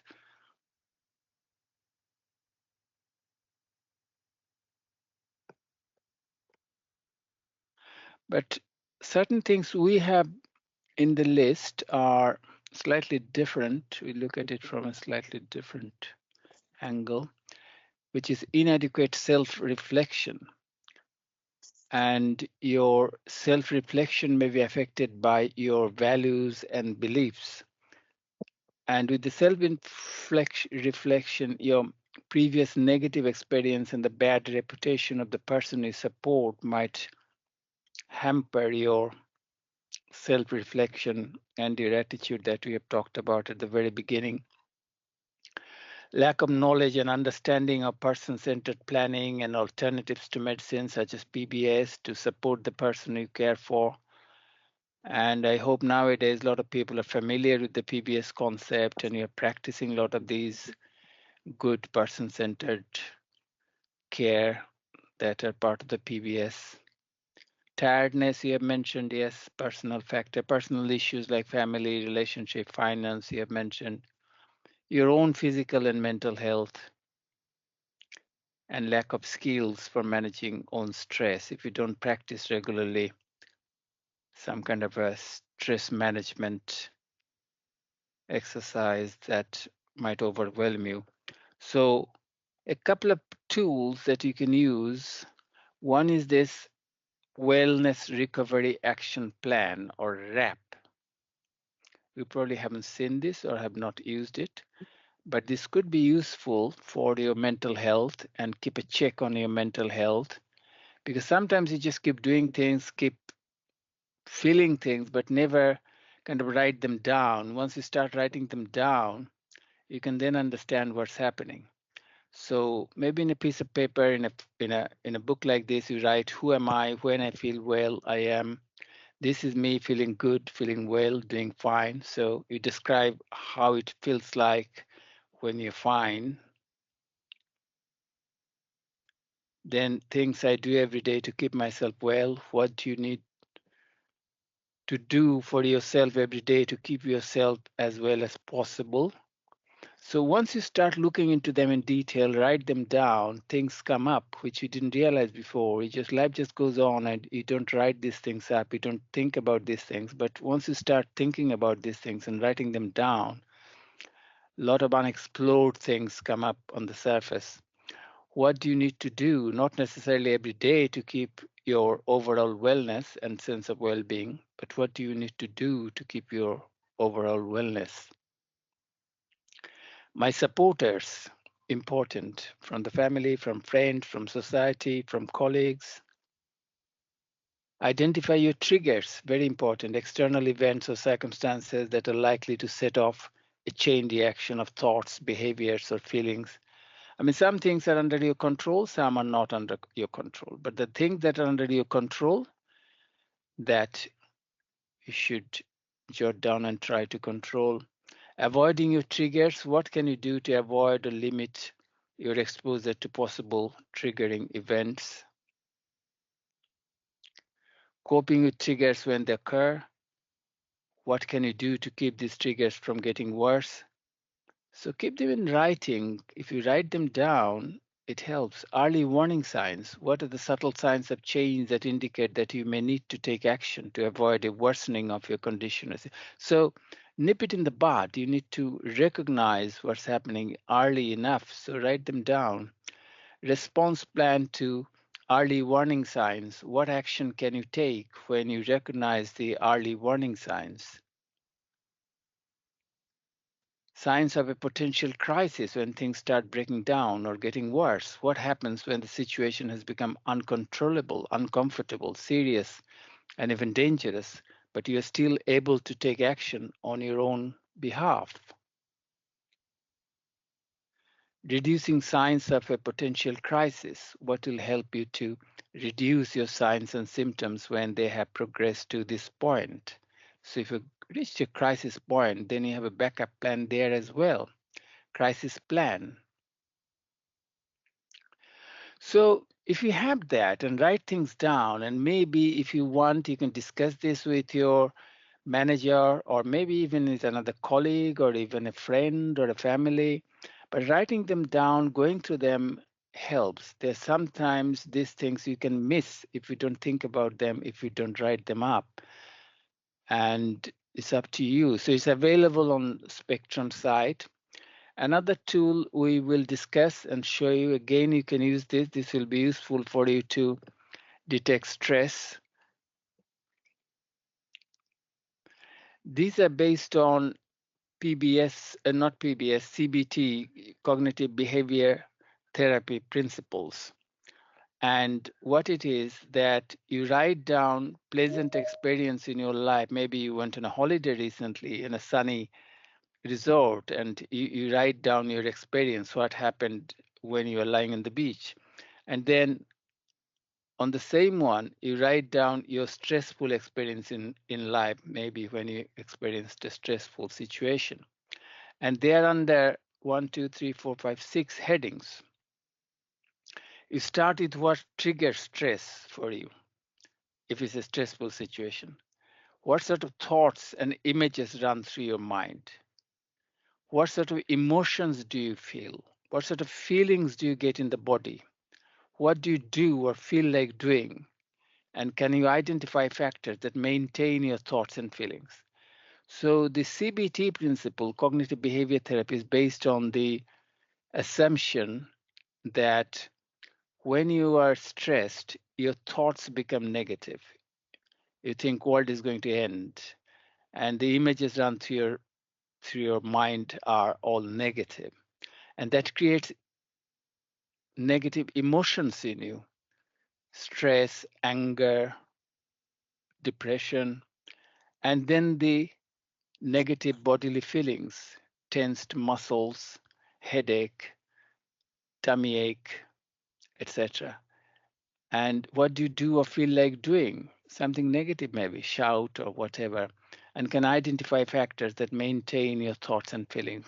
There are perpetuating or maintaining factors. That's very important to recognize if there are. So for you to write them down and then compare and contrast those feelings and emotions and bodily feelings when you have a pleasant experience, and you'll see your thoughts have changed, images in your mind have changed, your emotions are now happy, and your bodily feelings are much more relaxed, and you feel like doing good things, speak with people, laugh, see a friend or whatever. And you can see what factors maintain those good things. So you can compare and contrast. So this scale again is available on the Spectrum site, and you can use it for your day-to-day purpose. Okay, so conclusion is that self-reflect on your reaction and response to challenging behavior, get to know what triggers stress in you, and learn how to manage your stress.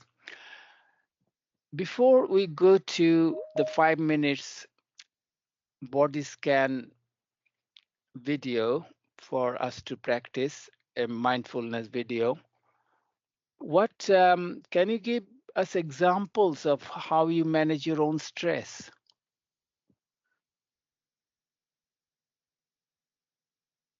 Well, for me, when I go to work, my shift starts at 8:30, but I arrive at work about 7:45, and my workplace is next to a park. So I go in the park and jog for a good half an hour to 45 minutes and come back and do the breathing, relaxation, and meditation before I start my shift. Very good. And that helps, yeah? That helps. And now it's not just me, the other work colleague, they do their stress management in their different ways. They do yoga or meditation, or because we got a large garden, just a walk in the garden or just to have a gathering in the garden. Before coming to work, just before they start the work, but in the work, at the work, yeah? At work, but before the working hours start. Yeah, yeah. Oh, that's good. Yeah. Any other examples from anyone else? I listen to music on my phone, you know, like going to YouTube or so, Spotify, listen to music that would cheer me up, you know, especially gospel music. Good. Thank you. Good, good. Yeah.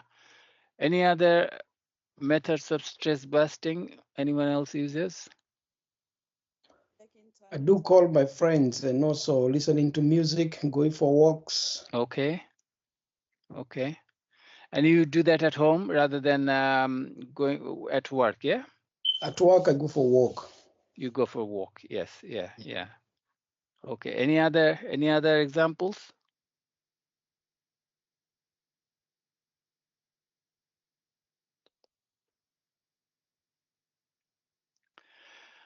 The last 5 minutes, we are going to play a video on body scan, mindfulness video. How many of you do practice mindfulness or are familiar with the concept of mindfulness?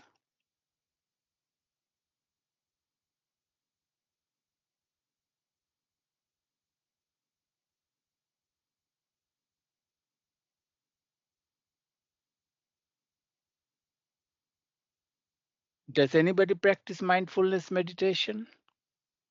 Raise your hand. No? So what you're going to do, we're going to introduce you to mindfulness meditation. This is just a simple part of mindfulness. Mindfulness involves lots of other things, but this is a simple thing that you can practice yourself at home or even before starting work or even when you have a staff team meeting or handover. 5 minutes before the handover or staff team meeting, you can practice this. There are loads of videos available online. You just have to upload them and start practicing.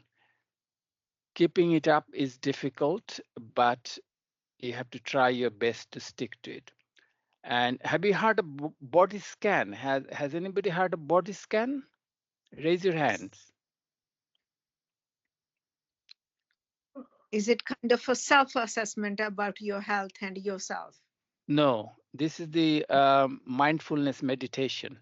You haven't, nobody has heard of mindfulness meditation or body scan. Okay, mindfulness is quite a topical subject nowadays. And as I said, there are loads of videos available on the internet. And it is used for not only for relaxation, but for many psychiatric and medical conditions as well. So this is quite topical. What we'll do, we'll play 5 minutes of mindfulness video. So for you to give an example, what it is and how does it work, the body scan. So concentrate on it. You may have to raise the volume on your computer to listen to the background sound. So do that and relax. After the 5 minutes, we'll probably spend another 5 minutes, very quick feedback from each of you about the training. How did it go? What are the good bits? What are the bad bits? And what have you actually learned? Take home message from both module 1 and module 2. And we'll ask all of you. Okay, so let's play the meditation video. And as I said, you can probably, it will help if you increase the volume and just follow the script, follow what it says and the background sound. Let me see if I can make it full screen. And Bharati, let me know if the background sound doesn't come up properly. Yeah. Yep. I got to know Burt Goldman when he was in his 80s, and this man just absolutely blew me away. Burt was able to achieve extraordinary feats using quantum jumping and was able to pick up new You have skills. to skip, yeah. There we go.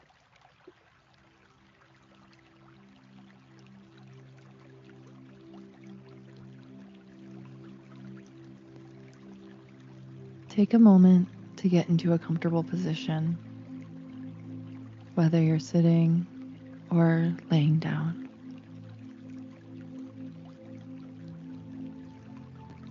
You may close your eyes or keep them slightly open. Relax your shoulders and your body.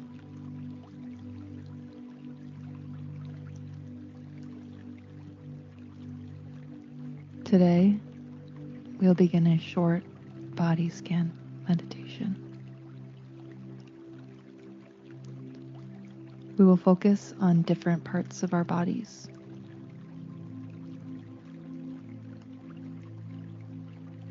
Checking in with our bodies helps calm our mind and to notice what we're feeling physically and emotionally. by taking a full breath in and long breath out. Feel your belly rise and fall with each breath.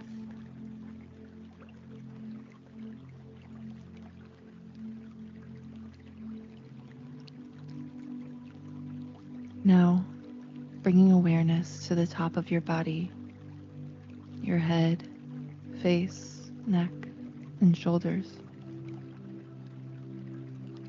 Noticing different sensations and different feelings.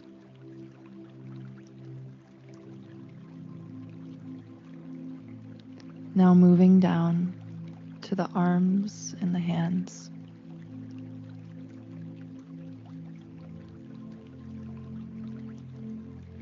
Paying attention to the back of the body and to the front of the body.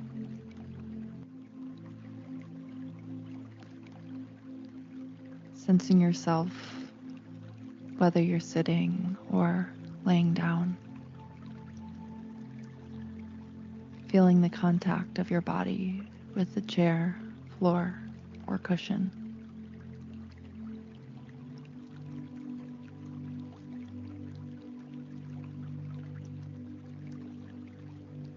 Now notice your upper legs, your lower legs, and the feet.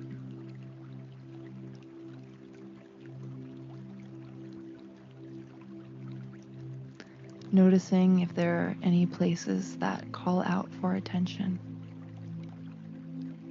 Places where sensations stand out the most.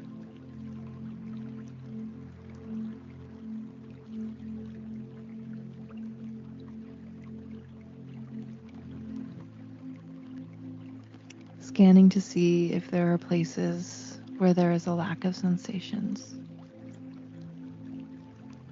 or very little sensation.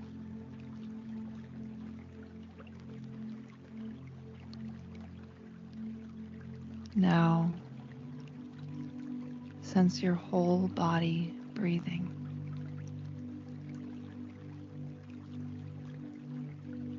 Feel your breath moving through your body.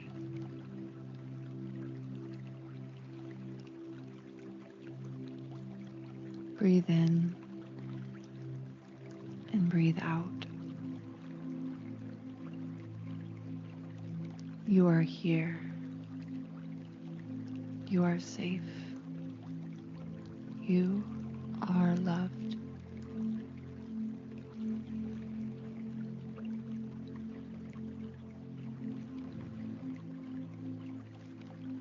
Breathe in and breathe out.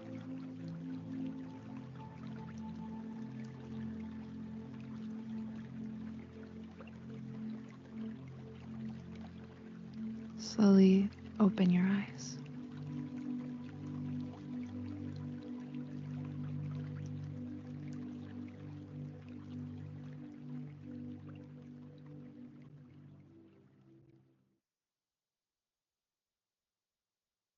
There's this crazy idea that's blowing up on TikTok, and it's a concept called quantum jumping. Yeah, there we go. Okay. Did you all hear that? Yep, it came through. Yes. Okay. How did you feel? What's your impression of body scan, 5 minutes body scan? You can do it for 10 minutes, you can do it for 5 minutes. But meditation, the mindfulness is really about being aware of your surroundings. If you go out in the street, just feel the air, noise, people moving about, just concentrate on this, the trees. Whatever you're doing during the day, just concentrate on what you're doing. So that's mindfulness. So what's the general feeling about this 5 minutes body scan and mindfulness?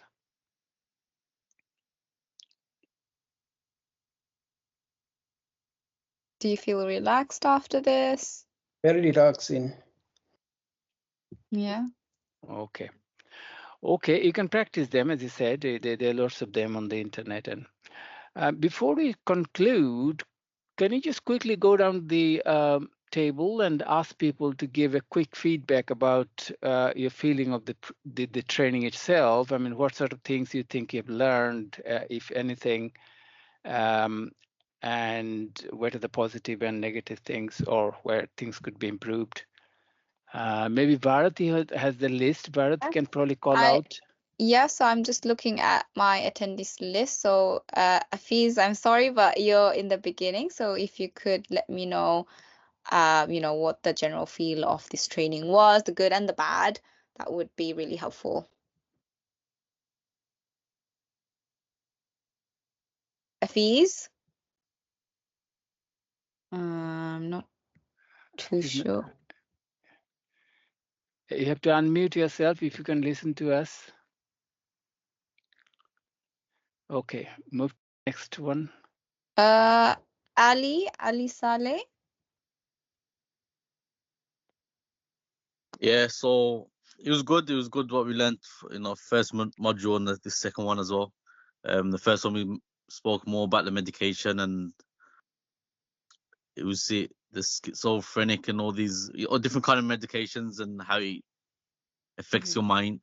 And then today was more about how do we, treat with the individual that we work with, to calm them down, and like as we just finished off now with meditation. So we did learn a lot about it.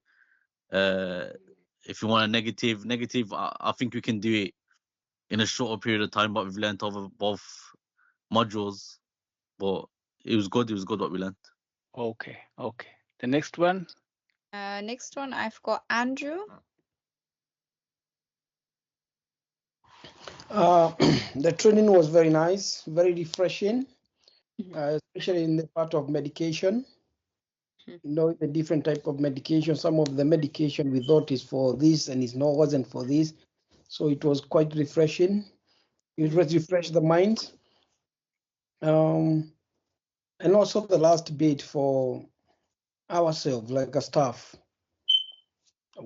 Much of the things you said about the managers, recognizing all those things, it's not the things we normally face every day. But when you feel something, somebody have appreciated you, you feel good and you feel motivated to do your job. On negative bits, I don't think I got anything negative. Okay. Unless the course is done in the morning instead of the afternoon when somebody's tired. Okay. Thank you. Next. Next, we've got David.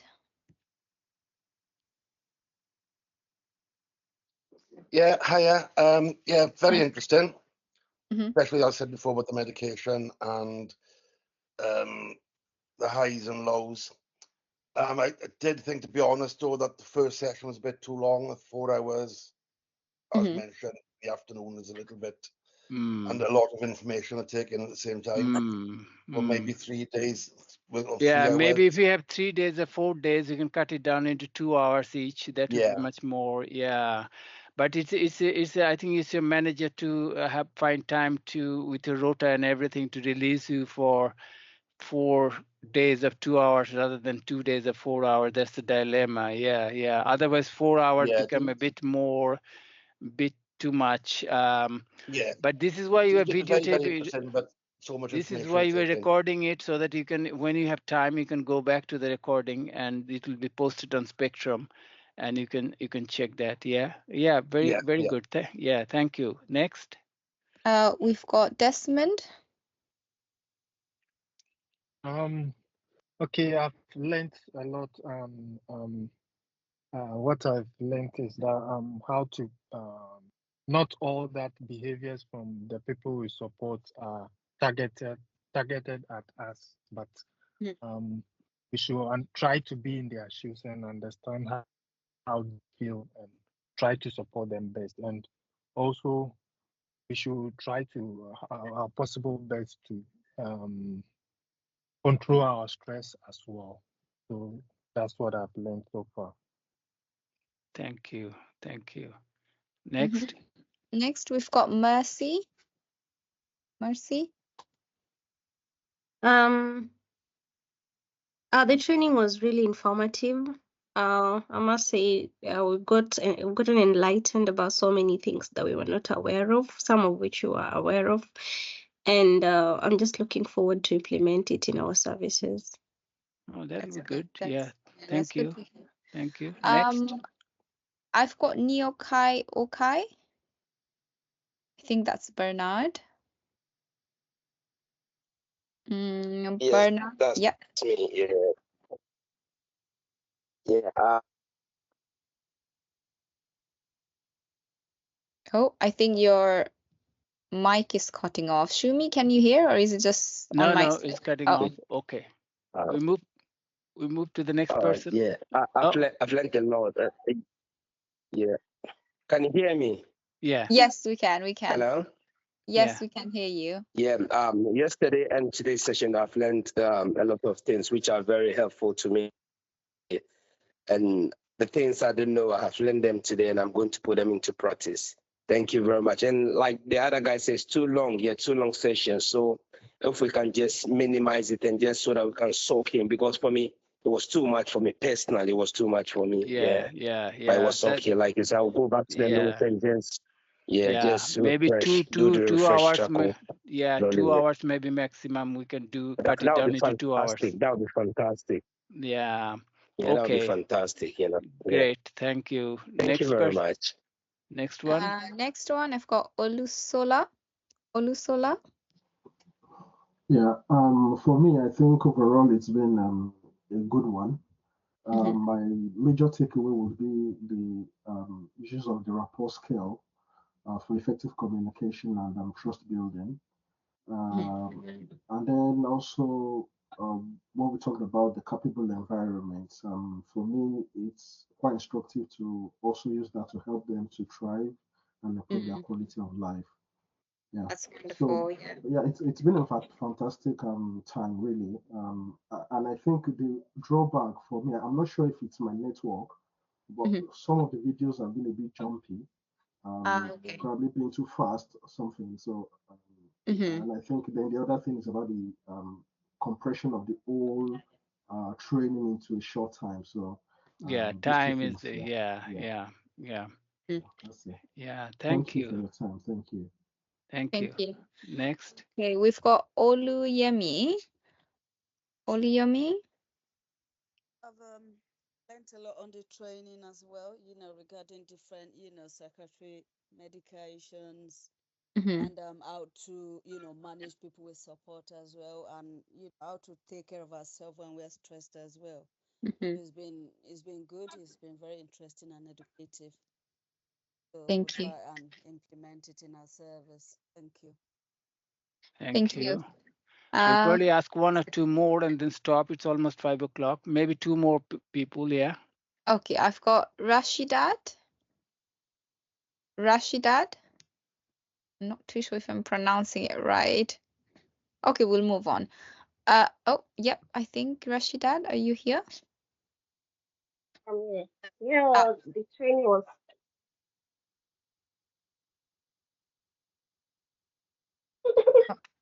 Oh, I think. I think her microphone isn't working properly. Microphone isn't working. Okay. Next one, and then we'll do one more.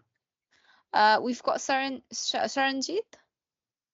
Yeah, the training was very elaborated, very informative, also very, very relevant to the work practice at the service I work at. It was good to know about the differentiation between the antipsychotic drugs and the normal drugs.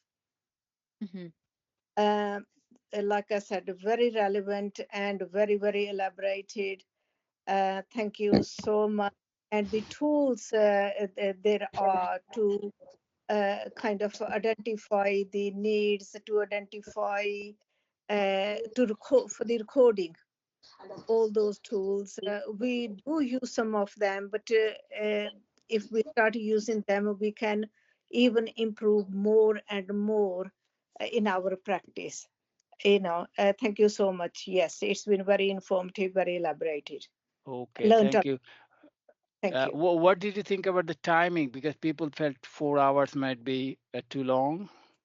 Well, I found it very interesting. I done the training at the comfort of my own home. I didn't do it at work. You know. Okay, So okay. I for mean, there's me, always this dilemma and balance to strike, the time versus information. And yes, yeah. yes, I think the main problem is for you to be released from work by your managers to attend the courses. This is, I mean, if you do 2 hours into 4 times, then I don't know how it will affect your rota. Okay, we've just gone past 5, and I'd like to thank everybody for attending. And as I said, hope you have enjoyed it and like it and found it useful. And